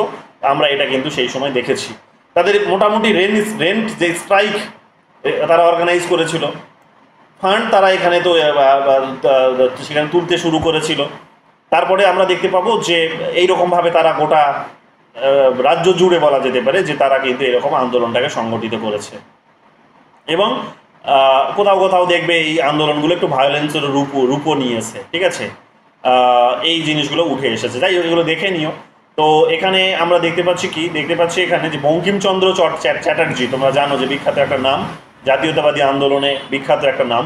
তো বঙ্কিমচন্দ্র চট্টোপাধ্যায় বা চ্যাটার্জি, তিনি কিন্তু এটাকে সমর্থন করেছিলেন।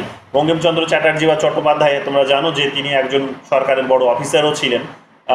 সরকারি পদ থেকে তিনি পরবর্তীকালে বোধহয় রিজাইন করে তিনি এই কৃষকদের আন্দোলনের সাহায্য সহযোগিতা করেছিলেন, তাই তো।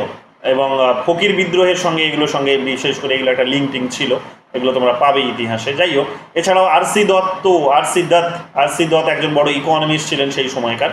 তো আর.সি. দত্ত সেখানে এগুলোকে সমর্থন করেছিলেন।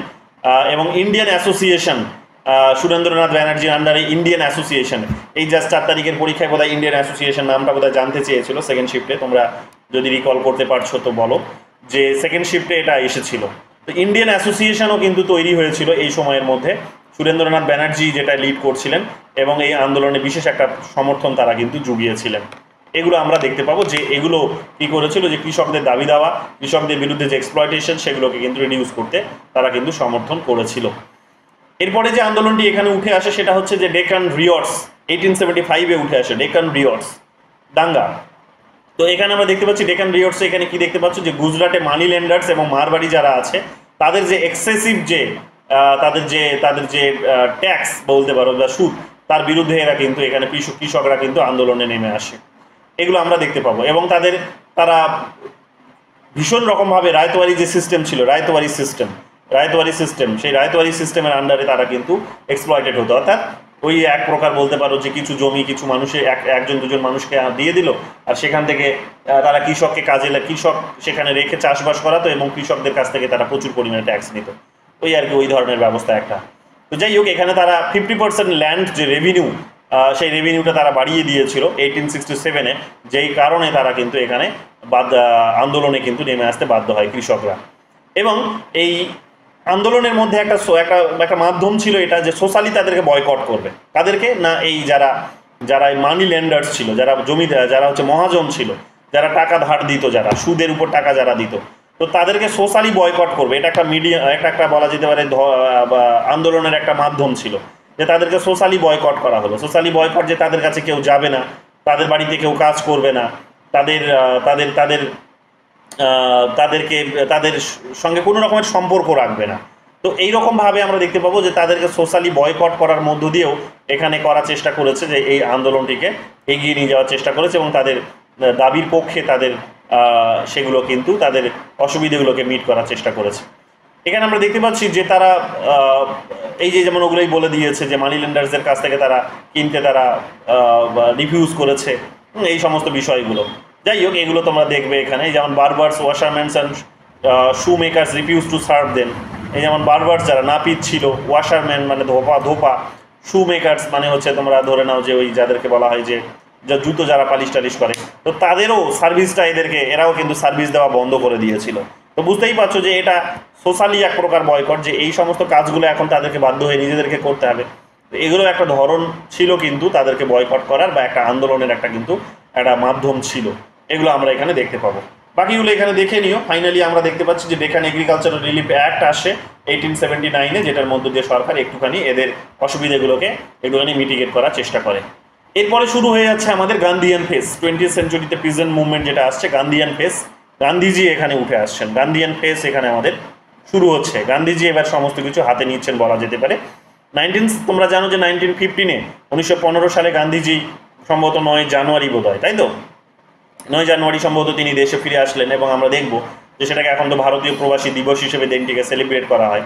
তো যাই হোক, তিনি যখন সাউথ আফ্রিকা থেকে ভারতবর্ষে 1915 সালে ফিরে আসছেন, তখন তিনি গোটা দেশ পরিভ্রমণে বেরোচ্ছেন, এবং অলরেডি গোটা দেশ জুড়ে তার নাম কিন্তু ছড়িয়ে গেছে যে সাউথ আফ্রিকাতে যেভাবে তিনি আন্দোলন করেছেন, অহিংসক আন্দোলন করেছেন। তো অহিংসা আন্দোলনের যে তার যে ধরন, যেভাবে তিনি নিজেকে স্যাক্রিফাইস করতে পারেন, যেভাবে তিনি লাঠির আঘাতের কাছে মানে নিজেকে নিজেকে নিজেকে উৎসর্গ করতে পারেন যে তুমি যত খুশি আমাকে গায়ে আঘাত করো, তারপরও আমি আমার নিজের যে যে দাবি বা নিজের যে আমার যে যে যে যে যে পজিশন, সেখান থেকে আমি সরবো না, একরকম এক চুলো নড়বো না। এই যে অহিংসক আন্দোলন, এবং যিনি আঘাত করছেন তার বিবেকের মধ্যে এটা কোথাও গিয়ে নাড়া দেওয়ার একটা চেষ্টা করা, যে তুমি এত আঘাত করছো, তো তারপরেও তোমার কষ্ট হচ্ছে না, মানে তারপরও আমার কষ্ট হচ্ছে না, কিন্তু তোমার একটা সময় কষ্ট হবে যেখান থেকে তুমি রিয়েলাইজ করবে তোমার বিবেক, আসলে তোমার বিবেক জেগে উঠবে যখন, তখনই সেখানে আমাদের জয়লাভ হবে। এই যে অহিংস আন্দোলনের যে যে মন্ত্র, এই মন্ত্রে আমরা দেখতে পাবো ভারতবাসীরা অলরেডি অবগত হয়েছে। এবং 1915 সালে তিনি যখন ফিরে আসছেন দেশে, তার যিনি গুরুজি ছিলেন, রাজনৈতিক গুরুজি, নামটা আমি ভুলছি, মডারেট ছিলেন একজন, দাদাভাই নরজি, না না দাদাভাই নয়, নরজি, গোপাল কৃষ্ণ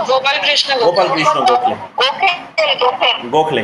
গোপাল কৃষ্ণ গোখলে যখন তাকে স্বাগতম জানাচ্ছেন, তাকে যখন অনুরোধ করছেন দেশে ফিরে এসে দেশের এই ব্রিটিশদের বিরুদ্ধে আন্দোলন করার জন্য বা এই অংশগ্রহণ করার জন্য এই ধরনের ব্রিটিশ বিরোধী সংগ্রামে, তো তখন তিনি ফিরে এসে দেখা যাচ্ছে যে প্রথম এইরকম 2 বছর তিনি পরিভ্রমণই করছেন এক প্রকার, করতে করতে তখন দেখা যায় যে তিনি কৃষকদের সান্নিধ্যে আসেন। এই বিহারের কিছু কৃষক, চম্পারণের কিছু কৃষক তার কাছে যায়, গিয়ে তাদের যে দুরবস্থা, সেই দুরবস্থা সম্পর্কে তাদেরকে বলে যে যেভাবে তাদেরকে সেখানে ইন্ডিগো প্ল্যান্ট করতে হচ্ছে, যেভাবে তাদেরকে নীল চাষ করতে হচ্ছে, এবং তাদের জমির, এই যে দেখো এখানে মেনশন করা হয়েছে, তাদের জমির 20 ভাগের 3 ভাগ তাদেরকে বাধ্যতামূলকভাবে সেখানে এটা চাষ করতে হয়, এবং এটা থেকে তাদের বিশেষ কোনো লাভ হয় না, তারা মার্কেটে গিয়ে কোনো কনজিউমার খুঁজে পায় না, এবং এক প্রকার তারা বাধ্য হয় এই ব্রিটিশ হেজিমনির কাছে মাথা নত করতে। তো এতে করে তাদের নিজেদের যে বেসিক নিডসগুলো, যে খাদ্যশস্যের যে নিডস, সেটা তাদের পূরণ হয় না। তো এখান থেকে মুক্তি পাওয়ার জন্য তারা কি করে, মুক্তি পাওয়ার জন্য তারা চায় গান্ধীজির নেতৃত্ব চায়, তারা চায় গান্ধীজি যেন এটা নিয়ে কোনো আন্দোলন সংগঠিত করে, এবং ফাইনালি গান্ধীজি তাদের সঙ্গে তাদের গ্রামে গিয়ে তাদের সঙ্গে কথা বলে দেখাশোনা করে সব কিছু জেনে শুনে তিনি ফাইনালি কিন্তু সেখানে দেখা যাবে যে ধর্নায় বসে যান। গান্ধীজি 1917-এ যখন ধর্নায় বসছেন, শুরুর দিকে কেউ পাত্তা দেয়নি, ব্রিটিশরা পাত্তা দেয়নি, কিন্তু ফাইনালি ধীরে ধীরে তারা রিয়েলাইজ করে যে মানুষ জড়ো হতে শুরু করে, এবং একটা অহিংস আন্দোলনে সেখানে এত বড় একটা গ্যাদারিং ব্রিটিশদের বিরুদ্ধে, তখন ব্রিটিশদেরকে ভয় পাইয়ে দিতে কিন্তু, তাদের বুকে ভয় ধরাতে কিন্তু বাধ্য করে। আলটিমেটলি আমরা দেখতে পাবো তারা যে ডিমান্ডসগুলো রেখেছিল, সেই ডিমান্ডসগুলো কিছুটা ফুলফিল হয়, এবং সেখানে তাদের একটা জয় লাভ হয়। সরকার এখানে চম্পারণ আগ্রারিয়ান অ্যাক্ট 1918 সালে নিয়ে আসতে বাধ্য হয়, যেখান থেকে তারা টিনেন্টসকে ফ্রি করতে বাধ্য হয়, এবং আমরা দেখতে পাবো কি যে ইন্ডিগো প্ল্যান্টার্স যারা আছে তাদেরকে সেখান থেকে কিন্তু তাদেরকে সরিয়ে দেওয়া হয়, ঠিক আছে। তারা যে ট্যাক্সটা বসাতো, সেই ট্যাক্সটাও কিন্তু তাদের উপর থেকে তুলে নেওয়া হয়। তো অনেক ধরনের এই ধরনের কিছু কিছু বলা যেতে পারে যে বেনিফিট তাদেরকে দেওয়া হয় বলে তাদের একটা জয় লাভ হয়। এই কৃষি আন্দোলন বলা যেতে পারে যে কৃষকদের আন্দোলনটা একটা পরিণতি লাভ করে, এবং এটা ছিল প্রথম কোনো অর্গানাইজড, বলতে পারো অর্গানাইজড কোনো আন্দোলন, যেটা কৃষকদের আন্দোলন ছিল বটেই, কিন্তু এটা জাতীয়তাবাদী আন্দোলনের দিকে কিন্তু এর মুখটা কিন্তু ঘুরে যায়। অর্থাৎ গান্ধীজির সঙ্গে এটা যোগদান করার সঙ্গে সঙ্গে, এবং গান্ধীজি কংগ্রেসের সঙ্গে তার একটা লিঙ্ক থাকার সঙ্গে সঙ্গেই এটা জাতীয়তাবাদী একটা ডিরেকশনস কিন্তু এই কৃষি আন্দোলনগুলো কিন্তু পেতে শুরু করে, যেটা কিন্তু আগে কখনো হয়নি।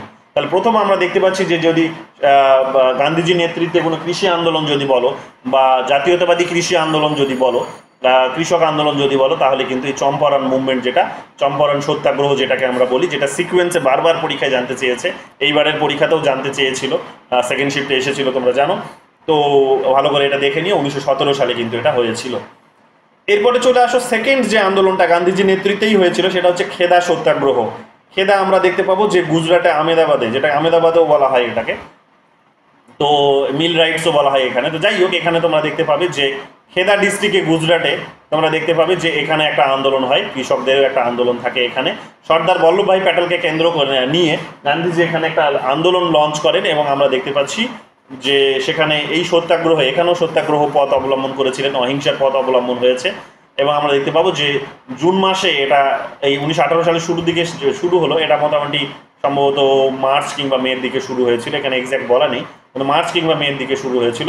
জুন মাস আস্তে আস্তে আমরা দেখতে পাবো যে আন্দোলন কিন্তু জয়লাভ করে, অর্থাৎ তাদের যে ডিমান্ডসগুলো ছিল সেই ডিমান্ডসগুলো ওই নেগোসিয়েশনসের জায়গায় এসে কিছুটা কিন্তু সাপোর্ট করা হয় বা সরকার কিন্তু মানতে বাধ্য হয়। আলটিমেটলি আমরা দেখতে পাচ্ছি যে তাদের কৃষকদের কিন্তু জয়লাভ হয়। তো সেকেন্ড কোনো কৃষি আন্দোলন যেটা গান্ধীজির নেতৃত্বে কিন্তু জয়লাভ করে গুজরাটে, তার নিজের যে রাজ্য সেই রাজ্যে কিন্তু একটা বড় তার একটা বলা যেতে পারে যে একটা জয়লাভ হয়। এবং সঙ্গে সঙ্গে এইরকম তার পপুলারিটিও কিন্তু ধীরে ধীরে বৃদ্ধি পেতে শুরু করে। অর্থাৎ 15 সালে যে মানুষটা আসলো, 18 সালে 19 সালের মধ্যে তার পপুলারিটি এমন জায়গায় পৌঁছে যাচ্ছে যে 20 সালে গিয়ে তিনি গোটা দেশ জুড়ে এবার কি করার চেষ্টা করছেন, যে নন কোঅপারেশন মুভমেন্ট লঞ্চ করছেন। জানো তোমরা এগুলো সব সিকোয়েন্সে পরীক্ষা এবারই জানতে চেয়েছে। তো নন কোঅপারেশন মুভমেন্ট তিনি কিন্তু লঞ্চ করতে কিন্তু এক প্রকার বলতে পারো বাধ্য হচ্ছেন। একেবারে শান্তিপূর্ণ পথে অহিংসার পথ অবলম্বন করে নন কোঅপারেশন মুভমেন্ট তিনি কিন্তু 1920 দশকের দিকে পুরীতে গিয়ে কিন্তু লঞ্চ করছেন। এবং সেখানেও কিন্তু তিনি একটা অনেকটা সক্ষম মানে অনেকটা জয়লাভের দিকেই এগোচ্ছিলেন। বাট আমরা দেখতে পাবো যে সেটা হিংসাত্মক রূপ লাভ করার ফলে আমরা দেখতে পাচ্ছি যে সেখানে সেই আন্দোলন তিনি বন্ধ করে দিতে 22 সালের দিকে তিনি আন্দোলন সেটা বন্ধ করে দিতে বাধ্য হন। এটা আমরা জানি যে সেখানে যেভাবে সেখানে ওই চৌরি চৌরা ইনসিডেন্ট যেভাবে হলো, তো চৌরি চৌরা থানায় যেভাবে সেখানে আগুন লাগিয়ে দিল, সেখানে জনগণ যেভাবে থানায় আগুন লাগিয়ে দিল এবং সেখানে যেভাবে বোধহয় 9 জন পুলিশ সহ কিছু সাধারণ মানুষের মৃত্যুবরণ হলো কয়দিন। তো সেটা 5 জন পুলিশ সার্জেন্ট মারা গেছিল। আচ্ছা 5 জন। তো তাতে করে তিনি এটা মেনে নিতে পারেননি, কারণ তিনি মনে করেছিলেন যে এখনো ভারতীয় জনগণ, ভারতীয় মব এখনো পর্যন্ত কি করতে পারেনি, তারা তাদের নিজেদেরকে যোগ্য করে তুলতে পারেনি এই সমস্ত আন্দোলনের জন্য, তাদের নিজেদের স্বাধীনতার জন্য। কারণ আন্দোলন করতে গেলে কখনো হিংসার পথে আন্দোলন সফল হবে না, কারণ হিংসা শুধুমাত্র হিংসাকেই প্রতিষ্ঠিত করবে, কাজেই কখনোই এটা ভালো মাধ্যম নয়। তো তিনি ভেবেছিলেন যে আগে মানুষ পরিণত হোক, তারা নিজেরা স্যাক্রিফাইস করার মতো জায়গায় আসুক, হিংসার পথ পরিহার করুক, তারপরে গিয়েই তিনি এটাকে পুনরায় আবার চালু করার প্রচেষ্টা শুরু করবেন। যাই হোক, আমরা দেখতে পাবো 22 সালের দিকে এসে তিনি এটাকে উইথড্রয় করে নিলেন। এবং এটাও মনে রাখবে যে যখন 1920 সালে তিনি নন কোঅপারেশন মুভমেন্ট লঞ্চ করছেন, তখন বড় একজন ব্যক্তি, এটা তোমাদের পড়িয়েছে আমি বলেছিলাম, তার একটা পতন ঘটে, মানে বলা যেতে পারে যে তিনি মৃত্যুবরণ করেন, সেটা ছিল বাল গঙ্গাধর তিলক। যেদিন তিনি এই নন কোঅপারেশন মুভমেন্ট লঞ্চ করছেন সেদিনই বাল গঙ্গাধর তিলক মারা গেলেন। তো ভারতের একটা বড় নক্ষত্র, জাতীয়তাবাদী আন্দোলনের বড় নক্ষত্র, যিনি আবার অন্য একটা প্যাটার্নকে ফলো করে ন্যাশনাল মুভমেন্টকে লঞ্চ করেছিলেন, যিনি ওই ধর্মগুলোকে কেন্দ্র করে, সোশ্যাল ট্র্যাডিশনসগুলোকে কেন্দ্র করে, হিরোইজমের কনসেপ্টগুলোকে বেস করে তিনি জনতাকে কি করেছিলেন, জাতীয়তাবাদী অভিমুখে তিনি কিন্তু পুশ করেছিলেন। তো এটা একটা বড় বলা যেতে পারে যে পোস্ট মডার্ন একটা থট, যে থটে তিনি কি করেছিলেন যে ভারতের স্বাধীনতার পথে মানুষকে ঐক্যবদ্ধ করতে পেরেছিলেন, উদ্বুদ্ধ করতে পেরেছিলেন। যাই হোক, আমরা দেখতে পাবো যে ওটা একটা গুরুত্বপূর্ণ টাইম পিরিয়ড, ভালো করে এগুলো মাথায় রেখো। চলে আসো এখানে, আমরা দেখতে পাচ্ছি সেই সত্যাগ্রহ 19 জুনের 1918 পর্যন্তই লাস্ট করলো, কারণ তাদের ডিমান্ডগুলো কিছুটা মেনে নেওয়া হলো। এবং আমরা দেখতে পাচ্ছি যে ফলে এই আন্দোলন কিন্তু বন্ধ হলো। এরপর আমরা দেখতে পাবো মোফলা রেবেলিয়ন, এটাও কিন্তু আমরা দেখতে পাচ্ছি যে একটা কৃষক আন্দোলন। এখানে ইস্যুটা একটু অন্য রকমের ছিল। ইস্যুটা এখানে এটা ছিল যে যারা টিনেন্টস ছিল, যারা জমিতে চাষবাস করতো, ভাড়া নিত, তো তারা কিন্তু এখানে মুসলিম ছিল, এখানে হিন্দু মুসলিম একটা ব্যাপার ছিল, কমিউনাল একটা ব্যাপার ছিল মোফলা রেবেলিয়নে। টিনেন্টস যারা ভাড়াটে ছিল, তারা ছিল মুসলিম এলাকা ছিল এটা মোস্টলি। এবং যারা ল্যান্ডলর্ডস ছিল, যারা জমিদার ছিল, তারা ছিল হিন্দু। তো এই হিন্দুদের বিরুদ্ধে মুসলিমরা আন্দোলন করছে, অর্থাৎ এটা যতটা না ল্যান্ডলর্ড এবং কৃষক কেন্দ্রিক আন্দোলন ছিল, এটা আমরা দেখতে পাবো শুরুটা এইরকমই হলো, কিন্তু ধীরে ধীরে এটা কি হলো, ধীরে ধীরে এটা আমরা দেখতে পাবো একটা কমিউনাল একটা রূপ নিয়ে নিল। অর্থাৎ আন্দোলনটা কোথাও গিয়ে হিন্দুদের বিপক্ষে মুসলিমদের পক্ষে হয়ে দাঁড়ালো। এবং হিন্দুদেরকে এটা বলে তখন এক প্রকার বলা যেতে পারে যে সেই সময় গালিগালাজ করতে শুরু করা হলো যে তারা ব্রিটিশদেরকে সমর্থন করছে। এই ল্যান্ডলর্ডস যারা হিন্দু, যারা মুসলিমদের উপর অত্যাচার করছে, তারা ব্রিটিশদেরকে সমর্থন করছে। এবং ওই সময়ের মধ্যে তোমরা দেখবে, ওই সময়ের মধ্যে তোমার টার্কিতে তোমরা দেখবে, সেই সময় টার্কিতে এখন যেটাকে তুর্কিয়ে বলা হয়, তো টার্কি বা তুর্কিয়ে সেই সময় তোমরা দেখতে পাবে যে সেই সময় একটা বড় ঘটনা সেই সময় ঘটছে, খিলাফত মুভমেন্ট সেই সময় তোমরা দেখতে পাবে যে সেই সময় ওখানে একটা বড় ধরনের একটা সমস্যা উঠে আসছে। তো ওটার সঙ্গে লিঙ্ক করে এখানে খিলাফত মুভমেন্টও মানে শুরু হয়ে গেছিল। এটাই ধীরে ধীরে কোন দিকে চলে গেল, ওখানেও আসলে মুসলিম যারা ছিল তাদের বিরুদ্ধে যেহেতু ব্রিটিশরা অত্যাচার করছিল, তো এখানকার মুসলিমরা তখন ব্রিটিশদের বিরোধিতা করছিল, এবং এখানে যেহেতু ব্রিটিশদের বিরোধিতা করতে গিয়ে তারা ব্রিটিশদের পক্ষে এখানে আবার হিন্দুদেরকে পাচ্ছিল, তাই তারা এখানে এটা একটা কমিউনাল রূপ নিয়ে নেয়। তো এই কমিউনাল রূপটাকে যখন যেটা নিয়ে নিচ্ছে তখন দেখা যাবে যে গান্ধীজি এখানে খুব বুদ্ধিমত্তার সঙ্গে এখানে তিনি জনগণকে বুঝিয়ে কি করলেন, এই আন্দোলনটিকে বা বলা যেতে পারে প্রথম তিনি যেটা তার যাকে যে কারণে তাকে অভিযোগ করা হয় বিভিন্ন সময়, তার সমালোচনা করা হয় যে তিনি রাজনীতি ধর্মীয়করণ করেছিলেন, এইটা বলে অভিযোগ করে অনেকে। এটাও এই কারণে আমরা এখানে দেখতে পাবো যে আন্দোলনটি এখানে শুরু হলো, যে খিলাফত মুভমেন্ট, সেই মুভমেন্টটিকে জাতীয়তাবাদী আন্দোলনের সঙ্গে জুড়ে দেওয়া হলো, ব্রিটিশ বিরোধী। তো এটাও বলে অভিযোগ করা হয় যে তিনি ধর্মের আশ্রয় নিয়েছেন, ধর্মের আশ্রয় নিয়ে এটা করেছেন, এটা ঠিক করেনি, অনেকে এই ধরনের অভিযোগগুলোও করেন। যাই হোক, কিন্তু সেই সময় আমরা দেখতে পাবো যে মহাত্মা গান্ধী, শওকত আলী এবং মৌলানা আবুল কালাম আজাদ এরা হচ্ছে মফলাতে মিটিং যেটা চলছিল কৃষকদের, সেখানে তারা অ্যাড্রেস করেন এবং তারা ব্রিটিশ বিরোধিতার দিকে এই অভিমুখটা কিন্তু ঘুরিয়ে দেন, ব্রিটিশ বিরোধিতার দিকে এটা ঘুরিয়ে দেন। এবং আলটিমেটলি আমরা দেখতে পাবো যে এটাই আবার এই নন খিলাফত মুভমেন্টের সঙ্গে নন কোঅপারেশন মুভমেন্ট এটাকেও কিন্তু লিঙ্ক করে দেন। খিলাফত মুভমেন্টের সঙ্গে নন কোঅপারেশন মুভমেন্ট, যেটা অসহযোগ আন্দোলন বলছে, সেটাকেও কিন্তু এখানে লিঙ্ক করে দেন।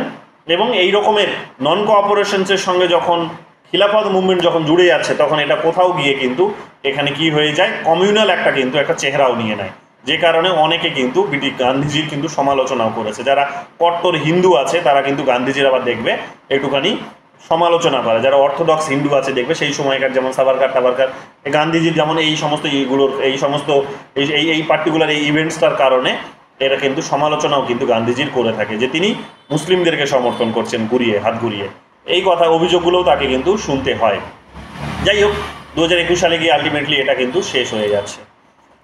এরপরে দেখো তোমরা বারডোলি সত্যাগ্রহ তোমরা জানো যে 1928 সালে আমরা দেখতে পাচ্ছি যে বারডোলি সত্যাগ্রহ, এটাও একটা হচ্ছে কৃষি আন্দোলন ছিল। 1928 সালে এটা শুরু হয়েছিল। এখানেও 30% রেভিনিউটাকে বাড়িয়ে দেওয়া হয়েছিল। গুজরাটে এটা ছিল, ব্রিটিশরা যখন এই 30% রেভিনিউ যখন ল্যান্ডের উপর যখন তারা বাড়িয়ে দিচ্ছে, তখন নন রেভিনিউ ক্যাম্পেইন তখন বারডোলিতে শুরু হচ্ছে। সর্দার বল্লভভাই প্যাটেল সেখানে কিন্তু এই আন্দোলনটিকে লিড করছে, এবং এই আন্দোলনেই একজন আমরা দেখতে পাবো যে বল্লভভাই প্যাটেল যখন লঞ্চ করছে বা লিড করছে, তখন এই আন্দোলনে একজন মহিলা আমরা দেখতে পাবো তিনি বল্লভভাই প্যাটেলকে সর্দার উপাধি দেন। সর্দার, ভালো করে মাথায় রেখে, এটা পরীক্ষায় আসতে পারে, এগুলোই জানতে চাই পরীক্ষায় বারবার। সর্দার উপাধি দেয়, একজন সাধারণ মহিলা একজন সর্দার উপাধি দেয়। তো সেই সর্দার উপাধি পেয়েই তিনি তারপর থেকে নিজেকে সর্দার বল্লভভাই প্যাটেল হিসেবেই নিজের পরিচিতি দিতে পছন্দ বোধ করেন, এবং আমরা দেখেছি তিনি সর্দার হিসেবে উঠে এসেছেন। তো গুজরাট থেকে তার কিন্তু উত্থানটা হয়েছে, এবং আমরা দেখতে পাবো যে এই সমস্ত আন্দোলনগুলোর তার একটা বড় গুরুত্বপূর্ণ ভূমিকা পালন করেছে তাকে একটা লিডার হিসেবে গড়ে তোলার জন্য। এগুলো আমরা এখানে কিন্তু পরিষ্কার দেখতে পাচ্ছি। এরপরে তোমরা দেখতে পাবে যে এখানে এখানে এখানে এখানে বাকিগুলো তোমরা দেখে নিও, এগুলোতে আমরা যাচ্ছি না। এখানে 19th এবং 20th সেঞ্চুরিতে যে কৃষক আন্দোলন, সেগুলোর মধ্যে একটা পার্থক্য আছে। 19th সেঞ্চুরিতে আন্দোলনগুলো হচ্ছে কৃষকরা নিজেরাই লিডার ছিল, কিন্তু পরবর্তীকালে কংগ্রেস এবং কংগ্রেসের যারা লিডার ছিল তারা কিন্তু এটা আন্দোলনটা লিডার হিসেবে উঠে আসে, এটা তোমরা দেখতে পাবে। ঠিক আছে, এখানে 19th সেঞ্চুরির যে প্রেজেন্ট মুভমেন্ট সেটা তোমরা ইকোনমিক সেন্ট্রিক তোমরা দেখতে পাবে, কিন্তু পরবর্তীকালে 20th সেঞ্চুরির যে আন্দোলন সেটা তোমরা দেখতে পাবে যে কলোনিয়ালিজমের বিরুদ্ধে ছিল, অর্থাৎ উপনিবেশবাদের বিরুদ্ধে আন্দোলনগুলিকে কিন্তু লিঙ্ক করে দেওয়া হয়, যেটা তোমাদের কিছুক্ষণ আগেই সব বিভিন্ন বিষয়ে বললাম ওগুলোই। এটা তোমরা দেখতে পাবে যে পার্টিকুলার লোকাল রিজিয়নের মধ্যে এটা লিমিটেড ছিল, যেখানে যেখানে কৃষকদের সমস্যা ছিল সেখানে এই আন্দোলনগুলো এমার্জ করতো, কিন্তু পরবর্তীকালে এটাকে অল ইন্ডিয়া মুভমেন্ট হিসেবে এটাকে কনসিডার করা হলো। সমস্ত কৃষকদেরকে কি করা হলো, জাতীয়তাবাদী আন্দোলনের দিকে ঠেলে দেওয়া হলো। জাতীয়তাবাদী আন্দোলনের সঙ্গে কংগ্রেসের যে কার্যকলাপ সেগুলোর সঙ্গে লিঙ্ক করে দেওয়া হলো। কংগ্রেসের ভেতরেই সেখানে কৃষকদের অর্গানাইজেশন ফ্রেম করা হচ্ছে, তাদের নিজেদের লিডাররা থাকছে। এই রকমের বিভিন্ন উইংস তৈরি করার মধ্য দিয়ে, শাখা প্রশাখা তৈরি করার মধ্য দিয়ে এটা জাতীয়তাবাদী আন্দোলনের একটা পার্ট হিসেবে কিন্তু উঠে আসতে শুরু করলো। এগুলো আমরা দেখতে পাচ্ছি, এবং আমরা দেখতে পাবো যে এখানে কলোনিয়ালিজম টার্গেট ছিল না, কিন্তু এখানে অ্যান্টি কলোনিয়াল একটা বিষয় হিসেবে উঠে আসলো 20th সেঞ্চুরিতে। ফর্মাল অর্গানাইজেশনস ছিল না এখানে তোমরা দেখতে পাবে, কিন্তু এখানে ফর্মাল অর্গানাইজেশনস কিন্তু উঠে আসলো। 20th সেঞ্চুরিতে ফর্মাল অর্গানাইজেশন ছুটে আসছে। বিশেষ করে তোমরা 1936-এ অল ইন্ডিয়া কিষাণ সভা যখন তৈরি হচ্ছে তখন তোমরা দেখতে পাবে যে সেখানে কিন্তু সে কী করছে, সেখানে কিন্তু কৃষকদের কিন্তু লিড করছে, কংগ্রেসের ভেতরে একটা অর্গানাইজেশন হিসেবে সে কিন্তু কাজ করছে। তো এই বিষয়গুলো আমরা কিন্তু দেখতে পাচ্ছি যেগুলো এই 19th সেঞ্চুরির যে ফার্মার্স মুভমেন্ট এবং 20th সেঞ্চুরি যে ফার্মার্স মুভমেন্ট তাদের মধ্যে একটা বেসিক ডিফারেন্স। এই সমস্ত বিষয়গুলোই তোমরা এখানে কিন্তু দেখতে পাবে। কৃষকদের লিডারের নামগুলো বারবার পরীক্ষায় জানতে চাই, তাদের মনে আছে বলো কৃষকের লিডারের নাম? বারবার জানতে চাই দুজন লিডারের নাম, বিশেষ করে তারা এবং বাবা ছেলে সম্পর্কে। বাবা মারা গেছে, ছেলে জীবিত আছে। মহেন্দ্র সিং একজন হবে, মহেন্দ্র কুমার সিং বলে মনে হয় একজন। মহেন্দ্র সিং টিকায়ত। হ্যাঁ, মহেন্দ্র সিং টিকায়ত, সরি। আর ওনার ছেলে তারপরে লিডিং করেছে রাকেশ টিকায়ত, তাই তো? রাকেশ বড় হয়, রাকেশ না নরেশ, রাকেশ টিকায়ত, রাকেশই হবে। তো এই যে টিকায়ত ফ্যামিলি তারাই দেখবে এই আন্দোলনগুলিকে কিন্তু লিড করছে। এখনো তোমরা এই যে রিসেন্ট যে মুভমেন্টগুলো হলো সেখানেও তোমরা এই সমস্ত নামগুলো এগুলো। রাকেশ, হ্যাঁ, ওনার মানে ওনার ছেলের নাম রাকেশ টিকায়ত। রাকেশ টিকায়ত। তো রাকেশ টিকায়ত যেমন এখন জীবিত আছেন, ইনি যে 2020 সালে যে আন্দোলন হলো সেই আন্দোলনে আমরা কিন্তু ওনার একটা রোল দেখতে পেয়েছি। হ্যাঁ, ভীষণ বড় একটা বড় ধরনের রোল তার ছিল, তিনি কিন্তু লিড করেছেন। এবং শুধু তাই নয়, এর আরও একটা প্রশ্ন পরীক্ষায় জানতে চাই, সেটা হচ্ছে যে বিভিন্ন কৃষি সংগঠনগুলোর নাম জানতে চায় এবং তাদের লিডারের নামও জানতে চায়। যেমন পশ্চিমবঙ্গ থেকেও একটা কৃষি সংগঠন কিন্তু এই যে 2020 সালের যে আন্দোলন সেখানে কিন্তু লিড করেছে এবং সেটা বামপন্থী ছাতার তলায় সেটা হয়েছে। এবং তার লিডারের নামটা আমার মনে পড়ছে না, কিন্তু একজন মুসলিম লিডার সেটা, ঠিক আছে? তো তারা কিন্তু এখান থেকে প্রচুর পরিমাণে কৃষক সেখানে নিয়ে গিয়ে দিল্লিতে তারা কিন্তু আন্দোলন করেছে দীর্ঘদিন ধরে। এগুলো তোমরা জানো যে এগুলোও কিন্তু হয়েছে। যাই হোক, এগুলো একটু দেখে নিও, বাকিগুলোতে আমি আর যাচ্ছি না। এখানে তোমরা দেখতে পাবে যে ছোটোখাটো যে আন্দোলনগুলো হয়েছিল সেগুলো আলটিমেটলি বড় আন্দোলনের রূপ নিয়েছে। এরকমভাবে সেগুলো কৃষকদের ভয়েস হিসেবে উঠে এসেছে, ঠিক আছে? কৃষকদের ভয়েস যেটা আগে কখনো শোনা হতো না, এখন কৃষকদের ভয়েসটাকে কিন্তু শোনা হয়, ঠিক আছে? তাদের মধ্যে ইউনিটি তৈরি হয়েছে। মানে এই আন্দোলনগুলোর বিশেষত্ব হচ্ছে এটাই যে আন্দোলনগুলো হয়তো চরম লেভেলে সাকসেস পায়নি হয়তো, কিন্তু কথাটা হচ্ছে যে ইন্ডিয়ানসদের মধ্যে একটা অ্যাওয়ারনেস ক্রিয়েট হয়েছে যে তাদের এক্সপ্লয়টেশনস হচ্ছে এবং কৃষির এক্সপ্লয়টেশনস মানে হচ্ছে গোটা সমাজের এক্সপ্লয়টেশনস। এই সমস্ত বিষয়গুলো কিন্তু উঠে এসেছে, তাদের নিজেদের রাইট সম্পর্কে তারা সচেতন হয়েছে। তো এই ধরনের অ্যাওয়ারনেস তাদের মধ্যে কিন্তু ক্রিয়েট হয়েছে, এটাই হচ্ছে এই আন্দোলনগুলোর একটা সিগনিফিকেন্স। তারপরে হচ্ছে ইন্সপায়ার্ড আদার রিভল্টস, যে অন্যান্য যে আরও যে বিদ্রোহগুলো হয়েছে সেই বিদ্রোহগুলোকেও এগুলো কিন্তু প্রভাবিত করেছে, বিভিন্ন বিদ্রোহগুলোকে প্রভাবিত করেছে। কারণ একটা মানুষ একটাই শুধুমাত্র ইস্যু কেন্দ্রিক হয় তা তো নয়, তার অনেক ধরনের পরিচয় আছে। তো সেই মানুষটা এবার অন্য ইস্যুতে গিয়েও সেখানে কি করছে, একটা আন্দোলন ক্রিয়েট করছে। তো যাই হোক, ওভারঅল আমরা দেখতে পাবো যে এই ধরনের প্রবাহটা চলতে থাকে। কখনো ট্রাইবাল মুভমেন্ট হচ্ছে, কখনো কৃষক মুভমেন্ট হচ্ছে, কখনো দেখবে এই ধরনের বিভিন্ন মুভমেন্ট এই ধরনের হওয়ার মধ্যে দিয়ে কী হচ্ছে যে ব্রিটিশ বিরোধী একটা শক্তি কন্টিনিউয়াসলি কিন্তু তার নিজের চেষ্টাটা কিন্তু চালিয়ে যাচ্ছে ব্রিটিশদেরকে তাড়ানোর। তো এইগুলো কিন্তু একটা গুরুত্বপূর্ণ ভূমিকা পালন করেছে ব্রিটিশদেরকে তাড়ানোর জন্য, অ্যান্টি কলোনিয়ালিজম একটা সেন্টিমেন্ট গড়ে তোলার জন্য। তারপরে তোমরা দেখতে পাবে যেমন শিখ ওয়ার পাঞ্জাবে যেটা হয়েছিল, ফাইনালি সেটা রিভল্টে পরিণত হয়েছিল 1857 সালে, ঠিক আছে? এটা তোমরা দেখতে পাবে যে এগুলো তোমরা দেখতে পাবে। ইউনিটি অ্যামং পিজেন্টস, কৃষকদের মধ্যে একটা ইউনিটি ক্রিয়েট হলো কৃষকদের মধ্যে। এগুলোর মধ্যে দিয়ে তারা নিজেদের মধ্যে একতা ফিল করতে সক্ষম হলো যে না, আমাদের এক হতে হবে, আমাদের মধ্যে ডিফারেন্সগুলো কমাতে হবে, আমাদের সকলের স্বার্থ একটাই এবং সেই স্বার্থকে আমাদের কি করতে হবে, টিকিয়ে রাখতে হবে। এবং যে এই স্বার্থে যারা বাধা হিসেবে উঠে আসছে ব্রিটিশরা, তাদের যে ল্যান্ডলর্ডসরা, এই মহাজনরা, তাদের এখান থেকে তাড়াতে হবে। কৃষকদের ভয়েস আগে শোনা হতো না, এখন তাদের কৃষকদের ভয়েস শোনা হয়। এগুলো কিন্তু উঠে আসলো, এই সমস্ত বিষয়গুলো। হ্যাঁ, এগুলো দেখতে পাবে, ইন্ডিগো রেবেলিয়ন, বারদলি সত্যাগ্রহ, পাবনা মুভমেন্ট, ডেকার্ড রিওয়ার্ডস, এই সমস্ত বিষয়গুলোতে আমরা দেখতে পাবো তাদের যে ডিমান্ডসগুলো সেই ডিমান্ডসগুলো কিন্তু ফুলফিলও হয়েছে। কমপ্লিট না হলেও কিন্তু তারা বার্গেনিং প্রসেসে এসে কিন্তু কিছুটা তাদের ডিমান্ডস কিন্তু মিটিগেট করতে তারা কিন্তু সক্ষম হয়েছে। এই সমস্ত বিষয়গুলো আমরা কিন্তু দেখতে পাবো। বিভিন্ন কিষাণ সভা তৈরি হয়েছে যারা কৃষকদের দাবি নিয়ে কথা বলে, নন কোঅপারেশন মুভমেন্টের সঙ্গেও তারা জুড়ে গেছে এবং আন্দোলন করেছে। ন্যাশনালিজম এইরকমভাবে গ্রোথ পেয়েছে, ন্যাশনালিজম যে প্রত্যেকটা কৃষক সংগঠন যখন বেরিয়ে আসছে, তারা যখন আন্দোলন করছে, তখন জাতীয়তাবাদী যে শক্তি, সেই শক্তি বড় হচ্ছে, ধীরে ধীরে বড় হচ্ছে। তো এগুলো আমরা দেখতে পাবো, এগুলো লাভ হয়েছে, এগুলোর একটা সিগনিফিকেন্স বলা যেতে পারে। এবং আমরা দেখতে পাবো যে পরবর্তীকালে এগুলো হয়েছিল বলে স্বাধীন ভারতে এইসব পোস্ট ইন্ডিপেন্ডেন্স রিফর্মস কিন্তু আসতে বাধ্য হয়, যেমন অ্যাবলিশন অফ জমিদার, যেটা বললাম যে 1951-এ এসে এটা কিন্তু সরকার করতে কিন্তু বাধ্য হয়। তো যদি আন্দোলনগুলো না হতো তাহলে বোধহয় এই লিডার্সদের কাছে এই ধরনের নিদর্শনও থাকতো না যে না আমাদেরকে কি জমিদারি ব্যবস্থাকে রিডিউস করতে হবে, কারণ কৃষকদের নইলে ধোকা দেওয়া হবে, তাদের কোনো কিন্তু স্বাধীনতা নইলে আসবে না। তারা যে স্বাধীনতার স্বপ্ন নিয়ে এখানে জাতীয়তাবাদী আন্দোলনে অংশগ্রহণ করেছে সেটার থেকে তাদের কোনো মুক্তি ঘটবে না। তো 1951-এ যখন মানে পার্লামেন্টে যখন কনস্টিটিউয়েন্ট অ্যাসেম্বলিতে বসে যখন সেটা করা যাচ্ছে না, যখন নেহরুর হাতে পাওয়ার যখন আসছে তার পরবর্তীকালে সময়ে সংবিধান চালু হওয়ার পর, তখন নেহরু কিন্তু এককভাবে সেটা কিন্তু করছেন। আমরা দেখতে পাচ্ছি যে জমিদারি ব্যবস্থাকে তিনি অ্যাবলিশ করছেন সেখানে এসে। সুপ্রিম কোর্ট বিভিন্ন সময় বাধা হিসেবে উঠে এসেছে, কিন্তু সেই সুপ্রিম কোর্টকেও কিন্তু সেখানে বিভিন্ন সময় বিভিন্ন রকমভাবে জব্দ করা গেছে। জব্দ মানে তাকেও বিভিন্ন আর্গুমেন্ট দিয়ে বোঝানো গেছে, বা সরকার আরও বড় মেজরিটি নিয়ে সেটাকে পাশ করিয়ে বিল টিলগুলোকে এখানে কিন্তু এই সমস্ত বিষয়গুলোকে কিন্তু ডেভেলপ করতে সক্ষম হয়েছে। তো এই রকমভাবে আমরা দেখতে পাবো কৃষকদের একটা কিন্তু সমস্যা, এই বিষয়গুলো কিন্তু উঠে এসেছে। এরপরে এখানে চলে আসো লেটেস্ট যে আমাদের যে ফার্মার প্রোটেস্ট আমরা যেটা দেখতে পাচ্ছি, মানে যেটা হয়ে গেল 2020 সালে, যেটা তোমরা দেখলে যে সেখানে উত্তরপ্রদেশ, পাঞ্জাব, বিহার এই সমস্ত অঞ্চলের মানুষরা তারা এখানে কি করছে, বেশি সংখ্যায় গিয়ে সেখানে পার্টিসিপেট করেছে। এখানে কিন্তু আন্দোলন তারা সরকারের বিরুদ্ধে করেছে। কেন করেছে তার কারণ হচ্ছে সরকারের 3টে বিল সেখানে খুব গুরুত্বপূর্ণ বা ভূমিকা পালন করেছিল। মানে 3টে বিলের কারণে করেছে, যেটা ফাইনালি তারা অ্যাক্টেও পরিণত করলো, পার্লামেন্টে পাসও করলো, রাষ্ট্রপতি সইও পেলো, অ্যাক্টও হয়ে গেল, আইনও হয়ে গেল সেটা। কিন্তু আমরা দেখতে পাবো যে কৃষক সমাজ তারা এতটাই নাছোড়বান্দা যে তারা যানজীবন দিয়ে তারা সেখানে কিন্তু শয়ে শয়ে মানুষ কৃষক সেখানে মারাও গেল। তোমরা দেখলে যে সরকারের সেখানে রোষানলে পড়ে সেখানে কতগুলো মানুষ মারা গেল, রাস্তায় কীভাবে পেরেক পুঁতে রেখেছিল তোমরা সেগুলো জানো। যাই হোক, তারপরেও তারা সেখানে কিন্তু পিছপা হয়নি, তারা আন্দোলন চালিয়ে গেছে।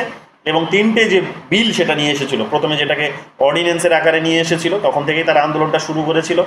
পরে এটাকে বিলের আকারে নিয়ে আসলো অর্ডিন্যান্সগুলোকে, ফাইনালি তারা এটাকে পাসও করলো। তো 3টে বিলের নামগুলো দেখে নাও, পরীক্ষায় এগুলো আসতে পারে। যেমন farmers produce trade and commerce promotion and facilitations bill 2020, the farmers empowerment and protections agreement of price assurance and farm services bill 2020 এবং এসেন্সিয়াল কমোডিটিস অ্যামেন্ডমেন্ট বিল 2020। এই 3টে বিলকে নিয়ে এসেছিল সরকার। এই নিয়ে এসে তারা বলার চেষ্টা করছিল এটাই, সরকারের তরফ থেকে এই অভিযোগ এই আর্গুমেন্টই ছিল যে এতে করে এগ্রিকালচারাল সেক্টরে অনেক বেশি সায়েন্স টেকনোলজির প্রবেশ ঘটবে, এবং সায়েন্স টেকনোলজির প্রবেশ ঘটলে কৃষকদের আয় বৃদ্ধি পাবে। কিন্তু কৃষকদের তরফ থেকে যে অভিযোগটা করা হচ্ছিল যে ছোট ছোট সংখ্যায় যেখানে চাষবাস হয় সেখানে বড় বড় টেকনোলজি যদি না আসতে পারে তাহলে কিন্তু বিশেষ কোনো উন্নতি হবে না। তাহলে আলটিমেটলি এই কৃষকরা কি হবে, ধীরে ধীরে তাদের নিজেদের জমি জায়গা বিক্রি করে দিতে বাধ্য হবে, এক প্রকার ধীরে ধীরে জমি জায়গা বিক্রি করে দিতে বাধ্য হবে। তো অনেক আরও অভিযোগ ছিল এখানে। যাই হোক, এখানে অভিযোগগুলোই আমরা এখানে আলোচনা করবো যে কী কারণে এটা হলো। তা আমরা দেখতে পাচ্ছি যে 2020 সালে জুন মাসে সরকার এখানে কি করলো, যে অর্ডিন্যান্স নিয়ে আসলো, নিয়ে এসে এখানে করার চেষ্টা করলো কি যে হরিয়ানার কথাটা বাদ দিচ্ছি, পাঞ্জাবের সঙ্গে হরিয়ানা তো বাদ দেওয়া যায় না। হরিয়ানা একটা হচ্ছে কৃষিতে একটা লিডিং স্টেট বলা যেতে পারে। তো পাঞ্জাব, হরিয়ানা, উত্তরপ্রদেশ, বিহার এগুলো হচ্ছে লিডিং স্টেট। এখানকার কৃষকরাই বিশেষ করে আন্দোলনটা করেছে। যাই হোক, দেখতে পাচ্ছি আমরা সরকার যে অভিযোগ যে এক্সকিউজ দিয়ে বলা যেতে পারে নিয়ে আসলো বিলগুলো, তার বিরুদ্ধে এদের অভিযোগগুলো হচ্ছে এটাই যে এখানে কি হবে, যে ট্রেড বেড়ে যাবে, বৃদ্ধি পাবে, এগ্রিকালচারাল সেক্টরে ট্রেড বৃদ্ধি পাবে, ট্রেডার্স যারা আছে, বড় বড় বিজনেসম্যান যাদের আছে তাদের কিন্তু এখানে শক্তিটা বৃদ্ধি পাবে।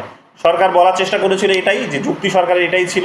সরকার বলার চেষ্টা করেছিল যে সরাসরি কৃষকরা এখন কি বিজনেসম্যানরা কি করবে, সরাসরি সরকারের কাছ থেকে কৃষকের কাছ থেকে তারা ক্রপস কিনবে, শস্য কিনবে। এতে করে কি হবে, মাঝখানে যে মিডিলম্যান যারা ছিল সেই মিডিলম্যানগুলো কি করছিল, সরকারের অভিযোগ হচ্ছে এটাই যে মিডিলম্যানরা হচ্ছে এই কৃষকদের হচ্ছে যে লাভটা, সেই লাভটা তারা খেয়ে নিচ্ছিল। তো এখন সেটা আর হবে না। এখন বড় বড় সেখানে এখন বিজনেসম্যানরা তারা কি করবে, সরাসরি কৃষকের কাছ থেকে তারা গিয়ে কেনার সুযোগ পেলে এখন, বা কৃষকরাও তার সরাসরি যাদেরকে বড় বড় বিজনেসম্যান তাদেরকে বিক্রি করার সুযোগ পেলে, কিংবা তারাও যদি মার্কেটে এসে সরাসরি বিক্রি করার সুযোগ পায়, তাহলে লাভের অংশটা তারা বেশি পাবে। গোটা দেশ জুড়ে এখানে সিঙ্গেল মার্কেটের কথাও তারা বলেছিল সরকার। তো বলেছিল যে গোটা দেশ জুড়ে একটা সিঙ্গেল মার্কেট তৈরি করা হলে আলটিমেটলি কৃষকরা কিন্তু বিক্রি করবে নিজেদের পছন্দ মতো জায়গায় মার্কেটে গিয়ে তারা বিক্রি করার সুযোগ পাবে এবং আলটিমেটলি তারা কিন্তু সরাসরি মার্কেটে যে পরিমাণ টাকায় তারা বিক্রি হচ্ছে প্রোডাক্টটা সেটার পুরোটাই তাদের পকেটে ঢুকবে, এতে করে তাদের নিজেদের উন্নতি হবে, এটা বলেছিল। বাট এদের তরফ থেকে যে অভিযোগটা নিয়ে আসা হলো সেটা হচ্ছে এটা যে মার্কেট থেকে যদি মিডলম্যানরা হারিয়ে যায় তাহলে কি হবে, তাহলে একটা হেজিমনি ইস্টাবলিশড হবে, বড় বড় কোম্পানিজগুলোর হেজিমনি ইস্টাবলিশড হবে, মার্কেটে কম্পিটিশনসটা কমে আসবে, কম্পিটিশন কমে আসলে কৃষকদেরকে হয়তো ফোর্স করতে পারে, বাধ্য করতে পারে তাদেরকে কম দামে প্রোডাক্ট বিক্রি করতে। এবং এটা একেবারেই মিথ্যে নয়, অভ্রান্ত কোনো আর্গুমেন্ট নয়, এটা সত্যি। দেখলে তোমরা জিও যেভাবে বিজনেস করলো, যে রাতারাতি এসে ফ্রিতে খাইয়ে দিল, প্রচুর পরিমাণে বেনিফিট সুযোগ সুবিধা তারা কিন্তু কনজিউমারকে দিয়ে দেবে। ঠিক একই রকমভাবে তারা এসে কি করবে, বড় বড় বিজনেসম্যানরা এসে প্রচুর টাকায় তারা প্রথম হয়তো কি করবে, কৃষকদের কাছ থেকে হয়তো শস্য কিনে নেবে। তারপরে যখন দেখবে যে মাঝখানে মিডলম্যানরা হারিয়ে গেছে, যেমন তোমরা দেখলে যে জিও যেমন ফ্রিতে সার্ভিস দিল, এখানে ছোট ছোট যে চ্যানেল কোম্পানিজগুলো ছিল, লোকাল কোম্পানিজ যেগুলো ছিল, ছোট ছোট কোম্পানিজ ছিল, তারা হারিয়ে গেল মার্কেট থেকে, কম্পিটিশন কমে আসলো। যখন কম্পিটিশন কমে গেল, যেমন ভোডাফোন আর আইডিয়া যেমন হচ্ছে মার্চ করে ভিআই হয়ে গেল, এয়ারটেলের ক্ষমতা অনেকটা কমে আসলো, আরও অনেক ছোটোখাটো ছিল তারা তো হারিয়েই গেল মার্কেট থেকে। তো ডাইভার্সিটিটা কমে গেল, মার্কেটের চয়েসটা মানুষের কিন্তু কনজিউমারের চয়েসটা কিন্তু রিডিউস করে গেল।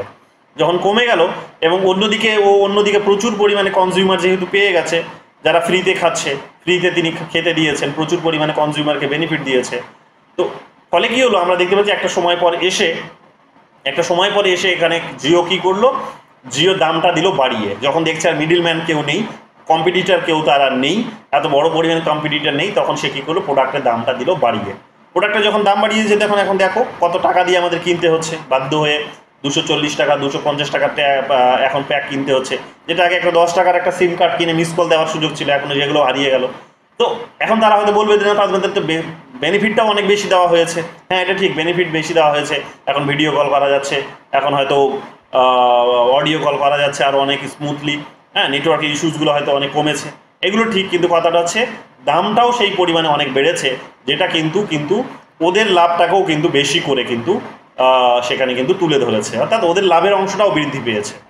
তো ফলে কী হয়েছে, সাধারণ জনগণের উপরে একটা বার্ডেন হিসেবে উঠে এসেছে। হঠাৎ করে তারা বাড়িয়ে দিয়েছে দাম, বাড়িয়ে দিয়ে এখন তারা বাধ্য করছে এখন মানুষকে, কারণ মার্কেটে এখন কার কাছে যাবে, যাদের কাছে যাবে তাদের নেটওয়ার্ক ভালো নয়, যাদের কাছে যাবে তারা এখন সার্ভিস ভালো দিতে পারে না। বিএসএনএলের কাছে যাবে, বিএসএনএল তো সরকারিভাবে ধ্বংসই হয়ে গেছে। এয়ারটেলের কাছে যাবে, এয়ারটেলেরও প্রাইস একই রকম হয়ে গেছে এখন, কারণ তারাও সার্ভাইভ করতে পারছে না, দাম বাড়িয়ে দিয়েছে জিওর মতো পলিসি নিয়ে এসে। কয়েক বছর, 1-1.5 বছর তারা সার্ভাইভ করতে করতে যখন দেখছে যে না, এবার জিও দাম বাড়াচ্ছে, কারণ আর জিও নিচে নামতে পারবে না, তখন তারাও গিয়ে কোথাও একটা স্বস্তি খুঁজে পাচ্ছে। তো চলো তাহলে জিওর মতো আমরাও প্ল্যান শুরু করি, যাতে অ্যাটলিস্ট যে কয়েকজন গ্রাহক আমাদের আছে, কনজিউমার আছে, তাদের নিয়েই আমরা একটুখানি বিজনেসটা চালিয়ে যেতে পারি। ভোডাফোন আইডিয়া তো বেচারারা মার্জি করে গেল। তো এই সমস্ত বিষয়গুলো কি হলো, যে একটা দেশীয় কোম্পানিকে দাঁড় করানোর জন্য কনজিউমারের যে চয়েসটা, সেই চয়েসটা কিন্তু কমিয়ে দেওয়া হলো, এবং আলটিমেটলি কী হলো, মানুষের কাছে একটা বার্ডেন হিসেবে উঠে আসলো। ঠিক আছে, বার্ডেন হিসেবে উঠে আসলো। ঠিক একই জিনিসটা এটা কিন্তু হতে পারে, এদের অভিযোগটা হচ্ছে এটা, যে ফার্মার্সদের অভিযোগটা হচ্ছে এটা, ফার্মার্সদের যারা মুখপাত্র আছে, অর্গানাইজেশনস আছে, তাদের অভিযোগ হচ্ছে এটাই, যে শুরুর দিকে তারা দেখানোর জন্য কি করবে, বেনিফিট প্রচুর দেবে, প্রচুর টাকায় তারা হয়তো সেখানে যে শস্যটা হয়তো, যেমন ধান ধরে নাও 5,000 টাকা, 2,000 টাকা কুইন্টালে হয়তো প্রডিউস করেছে, তো সেখানে কৃষকদেরকে গিয়ে 5,000 টাকা ধরিয়ে দেবে শুরুতে। তারপরে ধীরে ধীরে যখন দেখবে যে না, ওই 5,000 টাকা দিয়ে কেনার মতো ক্ষমতায় এই মাঝখানের মধ্যম্যানরা নেই বলে তারা হারিয়েই গেছে, তারা ধ্বংস হয়ে গেছে, তাদের অস্তিত্ব বিপন্ন হয়ে গেছে, মিডলম্যানদের অস্তিত্ব বিপন্ন হয়ে গেছে, আড়তদার যাদেরকে বলা হয়, আড়তদারদের অস্তিত্বটা বিপন্ন হয়ে গেছে, তখন ওরা কি করবে, তখন এরা গিয়ে বলবে যে আমি এর এত দামে কিনবো না, বা বলবে আমি এখন আগামী 15 দিন এখন শস্য কিনবো না। যেমন দেখবে তোমাদের এর আগে উদাহরণ দিয়েছি, কাঁচা লঙ্কার সঙ্গে এই জিনিসটা করে, এবং দেখে খুবই খারাপ লাগে এগুলো, যে কাঁচা লঙ্কা তুমি গাছ থেকে কাঁচা লঙ্কা তোলার পর সঙ্গেই তোমাকে ওটা বিক্রি করতে হবে, এবং সঙ্গে ওটা তোমাকে হিমঘরে নিয়ে যেতে হবে, ঠান্ডা করতে হবে ওটাকে। যদি তুমি সঙ্গে ওটা ঠান্ডা করতে না পারো, ওটা পচে যাবে, আগে পেকে যাবে, সঙ্গে পেকে গিয়ে পচে যাবে গরমে। তো এবারে ওই 1-1.5 ঘন্টা 2 ঘন্টার জন্য কি করে, যারা ওই ট্রেডার্স আছে, যারা কাঁচা লঙ্কাই কেনে, তারা কি করে, ওই দামটাকে দেয় কমিয়ে দেয়, নইলে বলে যায় যে না আর কিনবো না, আমরা আইদার কমিয়ে দেয় নইলে কিনবো না বলে দেয়। এবার যেহেতু কমিয়ে দেয় বা কিংবা হচ্ছে তারা বন্ধ করে দেয়, এখন এরা যাবে কোথায় এগুলো নিয়ে, তখন কি হয়, বাধ্য হয়ে কম টাকায় বিক্রি করে দিতে বাধ্য হয়। এক প্রকার বলতে পারো হাতে পায়ে ধরে বিক্রি করে আসে যে ভাই তাও নাও নাও, কম দামে নাও। বা অনেক সময় আমি তো এগুলোও দেখেছি যে তারা রাস্তায় নিয়ে গিয়ে রাগ করে রাস্তায় নিয়ে গিয়ে ঢেলে দিয়েছে, রাগ করে নর্দমায় নিয়ে গিয়ে ফেলে দিয়েছে, রাগ করে রাস্তায় ঢেলে দিয়েছে, গাড়ি ওটার উপর দিয়ে যাচ্ছে, আশেপাশে মানুষরা তখন আর সেখানে নিঃশ্বাস নিতে পারছে না। এই ধরনের বিষয়, কারণ মানুষের এতটা ক্ষোভ যে লঙ্কা চাষ করলাম এতদিন ধরে করে কোনো বেনিফিট পাচ্ছি না। তো এই ধরনের তাদের কিন্তু ক্ষতির মুখে পড়তে হয়, এতটা কষ্ট তাদেরকে স্বীকার করে এই ধরনের ক্ষতির মুখে পড়া মানে তাদের বুঝতেই পারছো যে ভবিষ্যৎ কতটা সুনিশ্চিত হবে আর এটার মধ্য দিয়ে। তো বড় বড় কোম্পানিজগুলো যখন আসবে তখন কি হবে, বড় বড় কোম্পানিজগুলো এই ধরনের বিজনেস করবে। তারা 1 ঘন্টা 2 ঘন্টার জন্য দিল, কেনা বন্ধ করে দিল, বা সেখানে তারা বলছে যে আমি আর এত দামে কিনবো না। তখন বাধ্য হয়ে এই মানুষগুলো কি করবে, যাদের ওই হয়তো চাল ধান বিক্রি করে তারা হয়তো তাদের নিজেদের মেয়ের বিয়ে দেবে, নইলে চিকিৎসা করবে, নইলে হয়তো ছেলের পড়াশোনার জন্য, মেয়ের পড়াশোনার জন্য, সংসার চালানোর জন্য হয়তো সেখানে ধান বিক্রি করে সেখানে হয়তো তেল কিনে নিয়ে আসবে, চাল ডাল কিনে নিয়ে আসবে, ওটা আর তার কিন্তু ফুলফিল হবে না।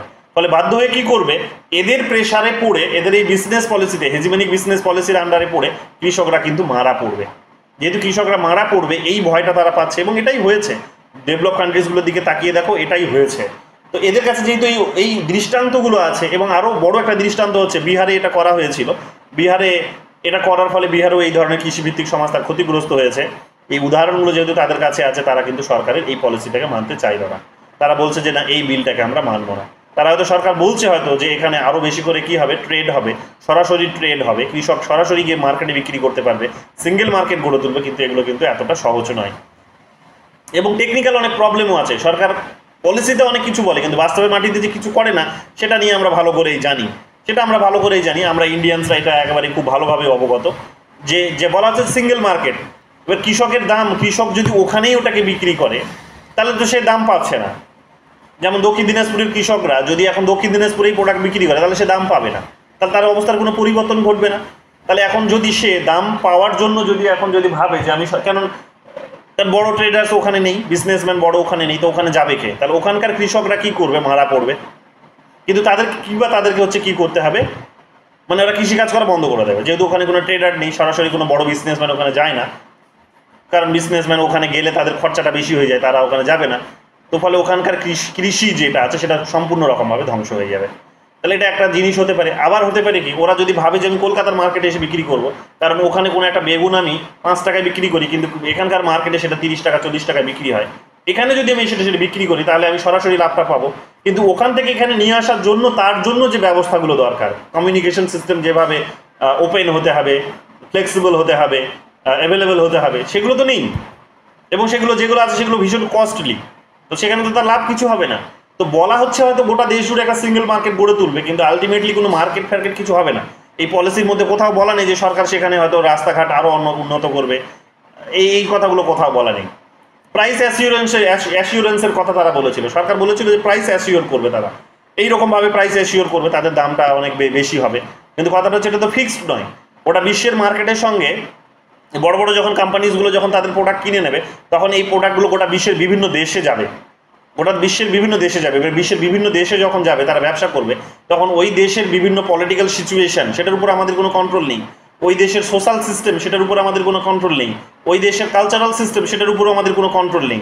যেমন কন্ট্রোলটা আমেরিকা রেখেছে আমাদের উপর, আমাদের কালচারের উপর কন্ট্রোল রেখেছে, আমাদের সোশ্যাল সিস্টেমের উপর কন্ট্রোল রেখেছে, আমাদের পলিটিক্যাল সিস্টেমের উপর কন্ট্রোল রেখেছে, ফিনান্সিয়াল সিস্টেমের উপরে কন্ট্রোল রেখেছে, পলিটিক্যাল লিডার্সদের উপরে কন্ট্রোল রেখেছে, প্রেশার গ্রুপসদের উপরে কন্ট্রোলটা রেখেছে।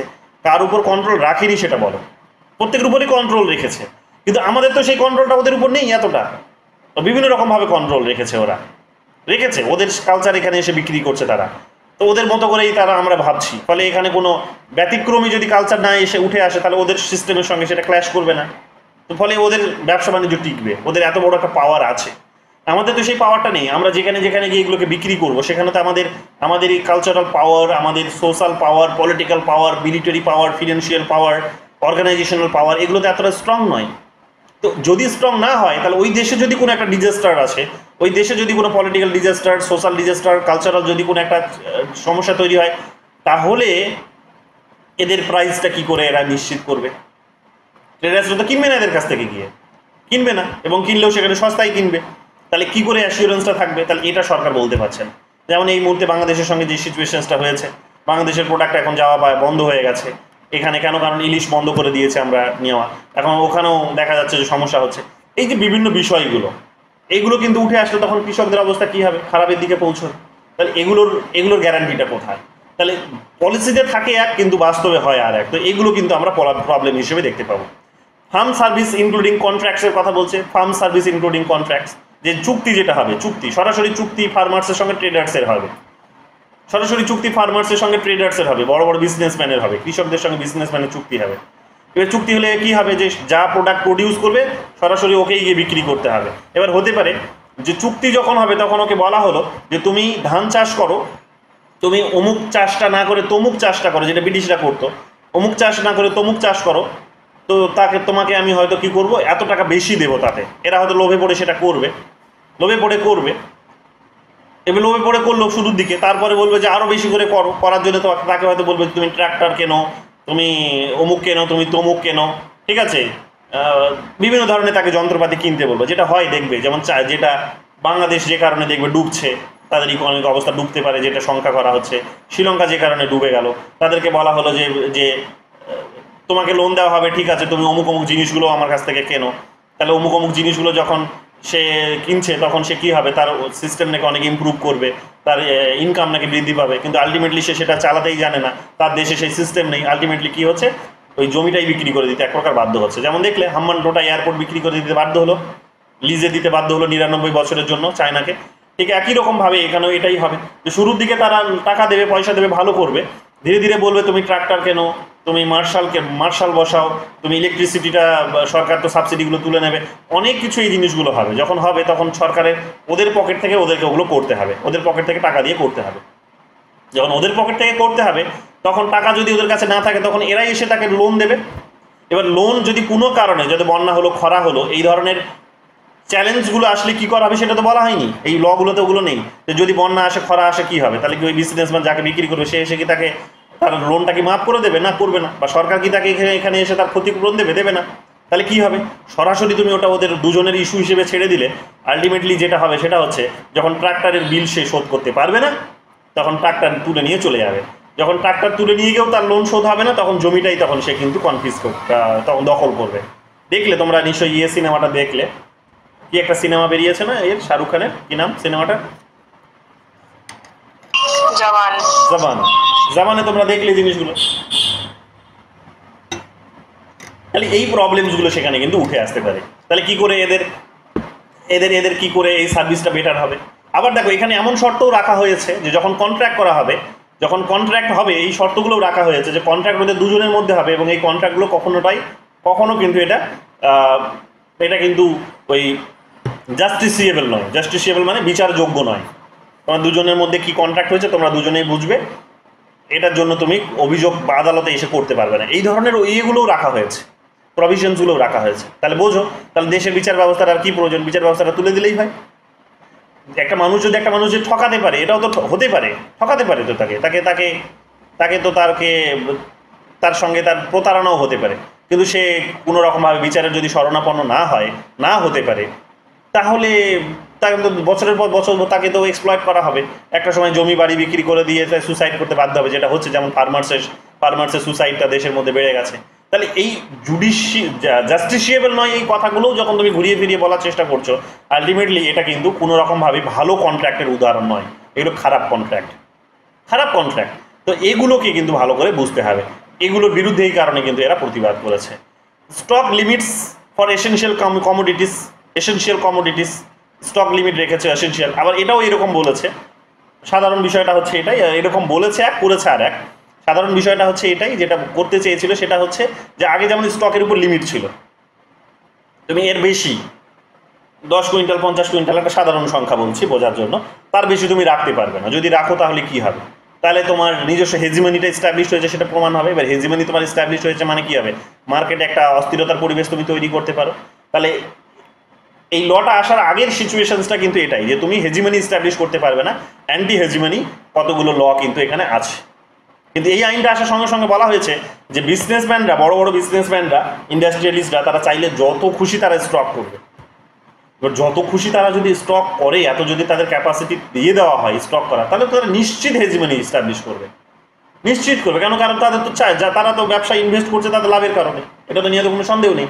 তারা যখন ব্যবসায় লাভের কারণে যখন ইনভেস্ট করছে, তখন আমরা কি দেখতে পাবো? সেখানে দেখতে পাবো যে প্রচুর পরিমাণে তারা স্টক করবে, করে কি করবে, কিছু সময়ের জন্য আটকে দেবে মার্কেটে প্রোডাক্টটা দিয়ে, মার্কেটে প্রোডাক্টটা মানে যেহেতু ওই একাই কেনার, তো এত কেনার কেউ নেই, মার্কেটে প্রোডাক্ট আটকে দেবে, আটকে দিয়ে মার্কেটে একটা একটা আর্টিফিশিয়াল ক্রাইসিস তৈরি করবে, করে দিয়ে 30 টাকার প্রোডাক্ট 2 দিন পর এসে বিক্রি করবে 300 টাকায়। দেখো না, মাঝে মাঝে পেঁয়াজের দাম বেড়ে যায়, লবণের দামও বেড়ে যায়, দেখবে মানুষ ঘাড়ে করে লবণের বস্তা তুলে নিয়ে আসে, দেখবে আলু আলু হচ্ছে ঘাড়ে করে বস্তা তুলে নিয়ে আসে, পেঁয়াজ তুলে নিয়ে আসে, মাঝে মাঝে এগুলো হয় না? এগুলো কেন? এগুলো হচ্ছে যে এই ব্র্যাকটাকে, এই হেজিমনিগুলো কিছু মানুষের আছে বলে, কিছু কিছু প্রোডাক্টের উপরে তারা এই ধরনের একদিন দুদিন যদি সাপ্লাই বন্ধ করে দেয়, তা হাজার হাজার কুইন্টালের সাপ্লাইটা বন্ধ হয়ে যায়, এবং হাজার হাজার কুইন্টালের সাপ্লাই বন্ধ হয়ে যাওয়া মানেই হচ্ছে মার্কেটে একটা হাহাকার দেখা দেবে, আর আর্টিফিশিয়াল ক্রাইসিস দেখা দেবে, ফলে এখানে কিন্তু একটা সমস্যা দেখা দেবে। তো এই কারণে সরকার এখানে বলার চেষ্টা করছে যে এগুলো করবে, এবং মানে এই কারণে এরা বিরোধিতা করছে এগুলো, যে এগুলো ভালো কোনো সিস্টেম নয়, এগুলোর বিরোধিতা করছে এরা। কিছু কিছু রাজ্যে দেখো মিনিমাম সাপোর্ট প্রাইস নিয়ে এসেছে, যেমন দেখবে পশ্চিমবঙ্গ রাজ্য সরকার অলরেডি মিনিমাম সাপোর্ট প্রাইস নিয়ে এসেছে। মিনিমাম সাপোর্ট প্রাইসটা হচ্ছে কি, যে তুমি একটা প্রোডাক্ট যদি প্রডিউস তুমি 2000 টাকায় করো, তাহলে তোমার লাভ রেখে সেটা হয়তো তোমাকে সরকার 3000 টাকায় বা 2500 টাকা তোমাকে হয়তো পে করবে মিনিমাম, অর্থাৎ ন্যূনতম তুমি 2500 টাকাটা তো পাবেই, 2000 টাকা যদি তোমার খরচা হয় সেটা তো পাবেই, প্লাস কিছুটা লাভ্যাংশ তুমি পাবে। এটাকে বলা হচ্ছে মিনিমাম সাপোর্ট প্রাইস। মিনিমাম সাপোর্টটা তোমাকে দিল, মার্কেট কীভাবে রান করবে আগামী 1 বছর সেটাকে হিসাব না করেই বরং এটা বলা যেতে পারে, বা হিসাব নিকাশ করেই সরকার মোটামুটি একটা সাপোর্ট দেয়। তো 2000 টাকায় প্রোডাক্ট প্রডিউস করেছো, 2500 টাকার সমর্থন তোমাকে, 2500 টাকায় তোমাকে সেটা তোমার কাছ থেকে কেনা হবে, তার বেশি টাকায় ওটা কেনা হবে না। এটা হচ্ছে মিনিমাম সাপোর্ট প্রাইস। এই কথাগুলো এখানে বলা নেই, কারণ তুমি যেহেতু পুরো সিস্টেমটাকে মার্কেটের উপর ছেড়ে দিয়েছো, গ্লোবাল মার্কেটের উপর ছেড়ে দিয়েছো, তাহলে মার্কেট যেভাবে যেভাবে রান করবে, মার্কেটের উত্থান পতন যেভাবে হবে, তোমারও কৃষকরাও সেই রকম কিন্তু তাদের ওঠানামা হবে, কৃষকদেরও সেই রকমের কিন্তু গ্রাফ তাদের কিন্তু উঠতে পড়তে থাকবে। তাহলে সমস্যা জায়গাটা তৈরি হবে কি, বললাম যে যেহেতু আমাদের গোটা বিশ্বের মার্কেটের উপর কন্ট্রোল নেই, আমাদের অন্যান্য মেকানিজম কিছু নেই, আমরা শুধু বিজনেসই করি, আমাদের কালচারাল কোনো সেখানে কোনো মানে হেজিমানি নেই, বা কালচারাল কোনো আমাদের ইনফ্লুয়েন্স নেই, ওই দেশে বিজনেস করতে গেলে সেই দেশের বিজনেসের উপরে কালচারাল কোনো ইনফ্লুয়েন্স থাকে না, বা বিজনেসটাও আমরা ওই পর্যায়ে গিয়ে করতে পারি না যতটা চায়না করে। কারণ চায়নাকে আজকাল দিনে তুমি যদি বলো যে চায়নাকে আমরা বয়কট করবো, চায়নার প্রোডাক্ট, তাহলে চায়নার যা ক্ষতি হবে তার থেকে বেশি ক্ষতি তোমার নিজের হবে। এটা সম্ভব নয়, কারণ চায়না এতটাই হেজিমনি স্ট্যাবলিশ করে ফেলেছে, তো এতটা সম্ভব নয়, তুমি এই লেভেলে চলে গেছো, তো আমরা তো ওই লেভেলেও বিজনেসটা করতে পারি না, আমাদের ইকোনমি অতটা পর্যায়েও যায়নি, তাহলে এতটা রিস্ক নেওয়াটা কি ঠিক হবে? মার্কেটে যদি এরকমভাবে বিশ্বের বিভিন্ন দেশে যদি এই ধরনের ক্রাইসিস তৈরি হয়, তখন কি হবে এদের অবস্থা? তো মুশকিলটা হচ্ছে এটাই যে সরকার এই কারণে গ্যারান্টি দিক, এদের বক্তব্য যে সরকার গ্যারান্টি দিক যে আমাকে মিনিমাম সাপোর্ট প্রাইসটুকু পাবে, আমার দরকার নেই অত বড় বড় কোনো অ্যামাউন্টের, কৃষকদের এত ডিমান্ড নেই, কৃষকরা বলছে আমাদের এত ডিমান্ড নেই যে আমি 2000 প্রোডাক্ট 5000 টাকায় আমি লাভ পাবো, এই ধরনের একটা তুমি স্বপ্ন দেখাবে। যেমন নরেন্দ্র মোদী বলেছিল যে আগামী 10 বছরের মধ্যে তিনি কৃষকদের ইনকাম ডবল করবেন বলেছিলেন, হয়েছে? ডবল হয়নি। এখন তিনি হয়তো বলবেন যে আমাকে যেটা করতে দেয়নি বলেই আমি হয়নি, কিন্তু কথাটা হচ্ছে এটা হলেই যে হতো তার তো কোনো গ্যারান্টি নেই। বিশ্বের বিভিন্ন দেশগুলো তার উদাহরণ, যে কৃষক সমাজ হারিয়ে গেছে, কৃষক সমাজ আজকে মানে ভিখারির অবস্থা তাদের হয়ে গেছে। দেশটা হয়তো উন্নতি হয়েছে, জিডিপি হয়তো বৃদ্ধি পেয়েছে, কিন্তু কথাটা হচ্ছে পার ক্যাপিটা ইনকাম বৃদ্ধি পায়নি, বা গ্যাপটা কমে আসেনি, বড়লোক এবং গরিবের মধ্যে যে গ্যাপটা সেটা তো কমে আসেনি, ডিসক্রিমিনেশনসটা তো বন্ধ হয়নি, কমেনি, সেটা তো আরও চওড়া হয়েছে। তাহলে এটা তো কখনো ভালো শাসন ব্যবস্থা হতে পারে না। তো এই ধরনের পলিসিসগুলো কি করে, ওই ধরনের একটা জিডিপি কেন্দ্রিক একটা ইকোনমিকে হয়তো সাপোর্ট করে, কিন্তু পার ক্যাপিটা ইনকাম কিংবা ডিসক্রিমিনেশনসগুলোকে কমানোর জন্য কোনো রকমভাবে এগুলো সহায়ক হয় না। তো এই কারণে এদের বলা হচ্ছে যে এদের দাবিটা হচ্ছে এটাই, আমার চাই না 5000 টাকা, 5000 যদি তুমি হয়ে যায় তো তুমি নিজের পকেটে রাখো, আমাকে জাস্ট 2000 টাকার প্রোডাক্ট আমি 2500 টাকা চাই, আমি ওটাতেই খুশি, তুমি আমাকে অতটুকুই দাও। সরকার দায়িত্ব নিক, আমরা এতটা কষ্ট করে প্রোডাক্ট প্রডিউস করছি, ওটা দেশটাকে খাওয়াচ্ছি, ন্যূনতম এটা তো আশা করি আমরা। নইলে এমন সিচুয়েশন তৈরি হতে পারে, বাধ্য হয়ে ওরা কী করবে, বিজনেস ক্লাস তো ওরা লাভের কারণে বলবে আমি 2000 টাকা তুমি প্রডিউস করতে পারো ঠিকই, কিন্তু আমি কিনতে পারবো না ভাই। কেন? কারণ আমি আমার এত টাকা ইনভেস্ট করেছি, আমার লাভ চাই। তো লাভের পরিমাণটাকে এইভাবে বাড়াতে বাড়াতে দেখা যাবে কি, ও এমন জায়গায় নিয়ে যাবে যে এই মানুষগুলো নিজেদের প্রোডাক্টটা গিয়ে হয়তো তখন কী করে ফ্রিতে দিতে বাধ্য হবে। যেমন বললাম, লঙ্কা রাস্তায় গিয়ে ঢেলে দিয়ে আসে, ওই পর্যায়ে হয়তো চলে যাবে। এতে তো কৃষকের সংখ্যাটা, এদের ইনকাম বৃদ্ধি তো পাবেই না, প্লাস হচ্ছে এদের মৃত্যুর সংখ্যাটা, যেটা যে গলায় দড়ি দিয়ে মারা যাচ্ছে, বারবার আত্মহত্যা করছে, এই সুইসাইডের সংখ্যাটা কিন্তু বৃদ্ধি পাবে। এই অভিযোগগুলো কিন্তু এখানে কিন্তু সামনে আসে, এগুলো কিন্তু ভালো করে মাথায় রাখবে। এরা এখানে মার্কেটেরও কথা বলে, এগ্রিকালচারাল প্রোডাক্ট মার্কেটও তৈরি করা হোক, তার জন্য কমিটি তৈরি করা হোক, তারাগুলো এগুলো দেখাশোনা করবে, এই সমস্ত কথাগুলোও তারা কিন্তু বলে এগুলো। তো যাই হোক, এখানে আমরা দেখতে পাবো পশ্চিমবঙ্গের কৃষকদের অবস্থা এতটা খারাপ হয়নি। তার অন্যতম কারণ হচ্ছে, বা তারা আন্দোলনেও এত বড়োভাবে অংশগ্রহণ করেনি, তার অন্যতম কারণ হচ্ছে যে এটা পশ্চিমবঙ্গ সরকার অলরেডি তাদেরকে কিন্তু সাবসিডি দেয়, এমএসপি দেয়, সাবসিডি দেয় কৃষকদেরকে বিভিন্ন ধরনের, তাদের জন্য যেমন কৃষি মান্ডি শুনেছো নিশ্চয় শব্দটা, কৃষি মান্ডির ব্যবস্থা করেছে। যেমন আমার জমির ধানগুলো সেখানে গিয়ে বিক্রি হয়, আমি চাষ করি না, কিন্তু আমার কৃষির ধানগুলো সেখানে গিয়ে বিক্রি হয়, পর্যাপ্ত পরিমাণে তার একটা অ্যামাউন্ট পাওয়া যায়। কিছু কিছু তার বছরে আবার একটা অ্যামাউন্টও দিচ্ছে, কৃষকদের একটা দিচ্ছে, যদি সেটা অনেক কম, বাট এগুলো হচ্ছে, আমার বাবা গিয়ে এগুলো করে। ঠিক আছে, তো ওইখানে মান্ডিতে গিয়ে ধান বিক্রি করে, অন্য কাউকে দেওয়া হয়েছে, লিজ দিয়ে দেওয়া হয়েছে কাইন্ডটা বলতে পারো। তো তারা চাষ করছে, বছরের শেষে একটা ধান দিয়ে দিচ্ছে, সেই অ্যামাউন্টটাকে আমরা ধানটা গিয়ে ওখানে বিক্রি করি এবং সেখান থেকে একটা ভালো অ্যামাউন্টও পাওয়া যায়, অর্থাৎ আগের তুলনায় বেটার। কিন্তু এগুলোর কোনো গ্যারান্টি সেখানে কিন্তু ছিল না, না মার্কেটের গ্যারান্টি ছিল এই ধরনের, মার্কেট তারা আছে বলছে, কিন্তু সেটা অদৃশ্যমান মার্কেট, যেখানে ফার্মার্স কোনোদিন পৌঁছতে পারবে না। এই সমস্ত প্রবলেমসগুলো কিন্তু এইখানে উঠে আসছে। এই যে ওয়ান নেশন ওয়ান মার্কেটের কথা বলছে, এগুলো সমস্যার একটা কারণ তৈরি করবে। যাই হোক, ইস্যু এখানে অনেকগুলো রেইজ হয়েছে, যেমন এগুলো তো বললাম, আরও অনেক ইস্যু আছে। যেমন ফেডারেল অ্যাঙ্গেল থেকে যদি বলো, তাহলে হচ্ছে এখানে তোমরা দেখতে পাবে যে কৃষি কাজটা হচ্ছে সাবজেক্ট লিস্ট, স্টেট লিস্টের মধ্যে পড়ে, স্টেট লিস্ট। এগ্রিকালচার হচ্ছে স্টেট লিস্টের আন্ডারে পড়ে, কিন্তু সরকার যেভাবে এখানে পুরো দেশের কৃষি সিস্টেমটাকে নিজের হাতে নিয়ে নিল একটা সিঙ্গেল লয়ের মধ্য দিয়ে, যেটাকে কন্ট্রোল করার চেষ্টা করবে, তাতে করে স্টেটের যে রাইটসটা, স্টেটের যে শেয়ারটা, সেটা কিন্তু কমে যাবে। এবং এতে করে কি হবে, কৃষকরা কিন্তু কেন্দ্রের মুখোপাক্ষী হয়ে থাকবে, এবং এটা কোনোদিনই ভালো হবে না। ডিসেন্ট্রালাইজেশন পাওয়ারে তুমি কমপ্লিট লেভেলে এত বড় একটা দেশকে যখন তুমি দিল্লিমুখী করে দেবে, তখন সেটা কিন্তু ভালো একটা সিস্টেম হবে না। এটাকে বরং যেভাবে আছে সেটাই ভালো, বরং আরও এটাকে ন্যারো করা যেতে পারে, আরও অনেক ডিস্ট্রিক্টগুলোকে এম্পাওয়ার করা যেতে পারে, আরও অনেক মার্কেটাইজেশনস করা যেতে পারে, গ্লোবাল মার্কেটের সঙ্গে সেটাকে লিঙ্ক করা যেতে পারে, এখানে অন্য রকমের পদ্ধতি অবলম্বন করা যেতে পারে, কিন্তু এগুলো ভালো কোনো ব্যবস্থা নয়। এই সমস্ত বিষয়গুলো তোমরা এখানে দেখতে পাবে। ল্যাক অফ কনসালটেশনস, যেমন বলা হচ্ছে যে এদের সঙ্গে কোনো কনসাল্ট করা হয়নি, কৃষকদের সঙ্গে কনসাল্ট হয়নি, রাজ্য সরকারের সঙ্গে কনসাল্ট হয়নি, বিভিন্ন অর্গানাইজেশনসগুলোর সঙ্গে কনসাল্ট হয়নি, ফলে তাদের নিজেদের অভাব অভিযোগগুলো সেখানে কিন্তু উঠে আসেনি। এগুলো এই লয়ের মধ্যে রিফ্লেক্টেড হয়নি। এবং বলা হয়, এটা অভিযোগ করা হয়, যাদের হাত ধরে বা যারা এই বিলটাকে ফ্রেম করেছিল, তিনটে বিলকে, তারা হচ্ছে কিন্তু বিজনেসম্যান। নরেন্দ্র মোদী এটা অভিযোগ করছিল এরা, যে নরেন্দ্র মোদী কী করছে না, বিজনেস ক্লাসদের সঙ্গে বসে ওই ডিনারের টেবিলে বসে বোধহয় এই বিলগুলোকে তৈরি করেছে ওদের লাভের কথা ভেবে। এতে করে দেশের কৃষি সমাজের কোনো উন্নতি হবে না, এবং সরকার সমস্ত রকমভাবে হাত গুটিয়ে নিচ্ছে, হাত তুলে নিচ্ছে। তো সরকার যদি হাত তুলেই নেবে সব কিছু, তাহলে মানুষ সরকারকে আর ইলেক্ট করবেই বা কেন? শুধু নিরাপত্তার জন্য, শুধু ফিজিক্যাল নিরাপত্তার জন্য? দিনের পর দিন না খেতে পেয়ে মারা, চিকিৎসার কারণে মারা যাওয়া, শিক্ষার না পেয়ে মারা যাওয়া,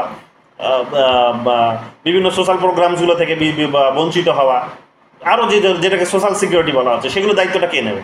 তাহলে সরকারকে মানুষ ভোট দিচ্ছে যে তারা দায়িত্ব পালন করবে বলে, সেই সরকার যদি এখন হাত তুলে নেয়, তো এটা তো ভালো শাসন ব্যবস্থা হতে পারে না। এদের বক্তব্য হচ্ছে, কৃষকদের বক্তব্য হচ্ছে এটা, যে সরকারকে আমরা ইলেক্ট করেছি আমাদের দেখাশোনা করবে বলে, পজিটিভ সেন্সে, এইরকমভাবে নেগেটিভ সেন্সে আমাদেরকে বিপদের মধ্যে ফেলে দিয়ে নয়। তো এই অভিযোগগুলো সেখানে কিন্তু উঠে আসে, এগুলো দেখবে তোমরা, ঠিক আছে, এগুলো তোমরা দেখতে পাবে, এগুলোই এখানে বলা হচ্ছে, এগুলোই এখানে তোমরা পাবে। বাকি একটা এখানে স্ট্যাটিস্টিক্স দিয়েছে, স্ট্যাটিস্টিক্সটা একটু দেখে নিতে পারো, তাহলেই হবে। তো এই বিষয়গুলোই পরীক্ষায় কিন্তু ঘুরিয়ে ফিরিয়ে জানতে চায়। বিশেষ করে যেটা জানতে চায় সেটা হচ্ছে যে কৃষি আন্দোলন, যে কোন আন্দোলন কখন হয়েছে তার সিকোয়েন্সটা জানতে চায়, ঠিক আছে, তার লিডারের নামটা জানতে চায়, ডান দিক বাঁ দিক মেলাতে দেয়। মূলত এই দুটো বিষয় পরীক্ষায় জানতে চায়। এত বড় একটা জিনিস তোমরা পড়লে ঠিকই, তোমরা অনেক কিছু জানতে পারলে ঠিকই, কিন্তু কথাটা হচ্ছে পরীক্ষায় কিন্তু ওই দুটো বিষয় জানতে চায়। এই তোমাদের চম্পারণ সত্যাগ্রহ থেকে শুরু করে বারদৌলি খেলা, এগুলো সিকোয়েন্সে জানতে চাইবে। আর ওদিকে এবং ওদিকে তোমাদের লিডারের নাম কিন্তু সিকোয়েন্সে জানতে চায়, মানে ওই ডান দিক বাঁ দিক ম্যাচ করতে দেয়। এগুলোই একটা ট্রেন্ড এখান থেকে কোয়েশ্চেন্স করার, আর অন্য কোনো ট্রেন্ড আমি চোখে আমার পড়েনি এখনো পর্যন্ত। বাট তোমাদের এটা পুরোটা বলে দিলাম, বলা তো যায় না কি কোয়েশ্চেন্স আসবে।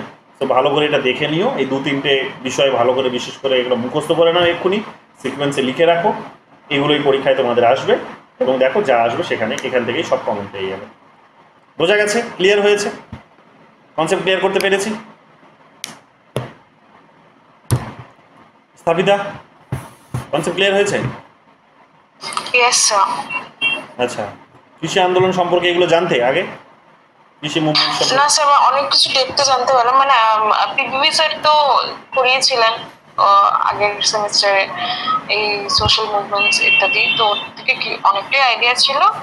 ফার্মার্স মুভমেন্টের ব্যাপারেও আপনি যেগুলো বললেন অনেকটা স্যারের সাথে ম্যাচ করলো, আর এই মানে এই রিসেন্ট ফার্মার্স মুভমেন্ট নিয়ে আর যেটা বললেন ওটাতে আরো ক্লিয়ার হলো স্যার। আমি আসলে মানে স্যার যখন পরিচয় তখন ফার্মার মুভমেন্টে ঘুরে সিরিয়াসলি পড়ি, তো আজকে অনেকটা বেশি ক্লিয়ার হলো। ঠিক আছে দীপান্বিতা, ঠিক আছে, তুমি তো ওরই ব্যাচমেট, বোঝা গেল তো? হ্যাঁ স্যার, বুঝতে পেরেছি। ওকে, ময়ূরাক্ষী, ক্লিয়ার? কোনো কনফিউশন? হ্যাঁ স্যার, বুঝতে পেরেছি। কোনো না কনফিউশন না স্যার, অসুবিধা হচ্ছে না তো বুঝতে কোনো রকমের? মন খুলে বলতে না পারো। না স্যার, অসুবিধা হয়। ওকে, আর সোহম সাহু, তুমি আজ প্রথম ক্লাস হ্যাঁ স্যার, করলে? বুঝতে পেরেছি স্যার, অসুবিধা হয়নি স্যার, অনেকটা ডিপে জানলাম স্যার, এতটা জানতাম না। ওকে, ঝিলিক? হ্যাঁ স্যার, বুঝতে পেরেছি, কোনো অসুবিধা হয়নি। দীপিকা দাস, ঠিক আছে দীপিকা? শোনা যাচ্ছে?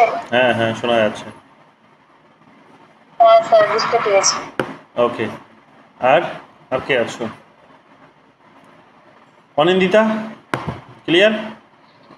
হ্যাঁ স্যার, বুঝতে পেরেছি। শ্রেয়া? হ্যাঁ স্যার, ঠিক আছে।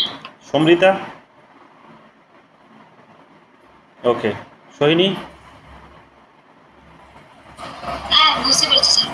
নাজমুন, ঠিক আছে? হ্যাঁ দাদা, ঠিক আছে। কুতুবুদ্দিন? হ্যাঁ স্যার, ঠিক আছে। আর ময়ূরী? ময়ূরী বোঝা গেছে? হ্যাঁ স্যার, ঠিক আছে। দীপিকা বুঝতে পেরেছি। বোঝা যাচ্ছে? ওকে, শ্রেয়সী? শ্রেয়সী? বুঝতে পেরেছি। ওকে, তাহলে আজকে এতটুকুই থাক, ঠিক আছে? আজকে এতটুকুই থাক, আরও অনেকে জয়েন করছে না, কি ব্যাপার, কি পরীক্ষা টরীক্ষা তো শেষ হয়ে গেছে। যাই হোক, তাহলে আজকে এতটুকুই থাক।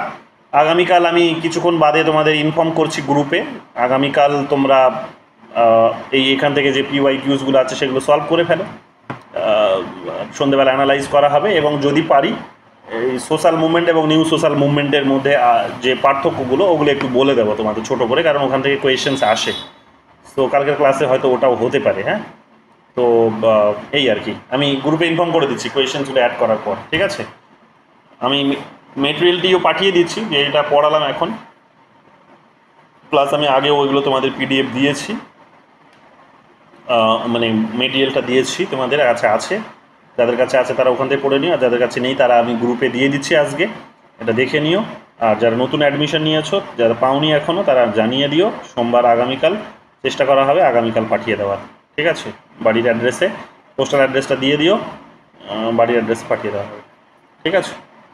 এই হচ্ছে বিষয়, ঠিক আছে? তাহলে আজকে এতটুকু থাক, চলো, good night. Good night sir. Good night sir. Sir, বলো।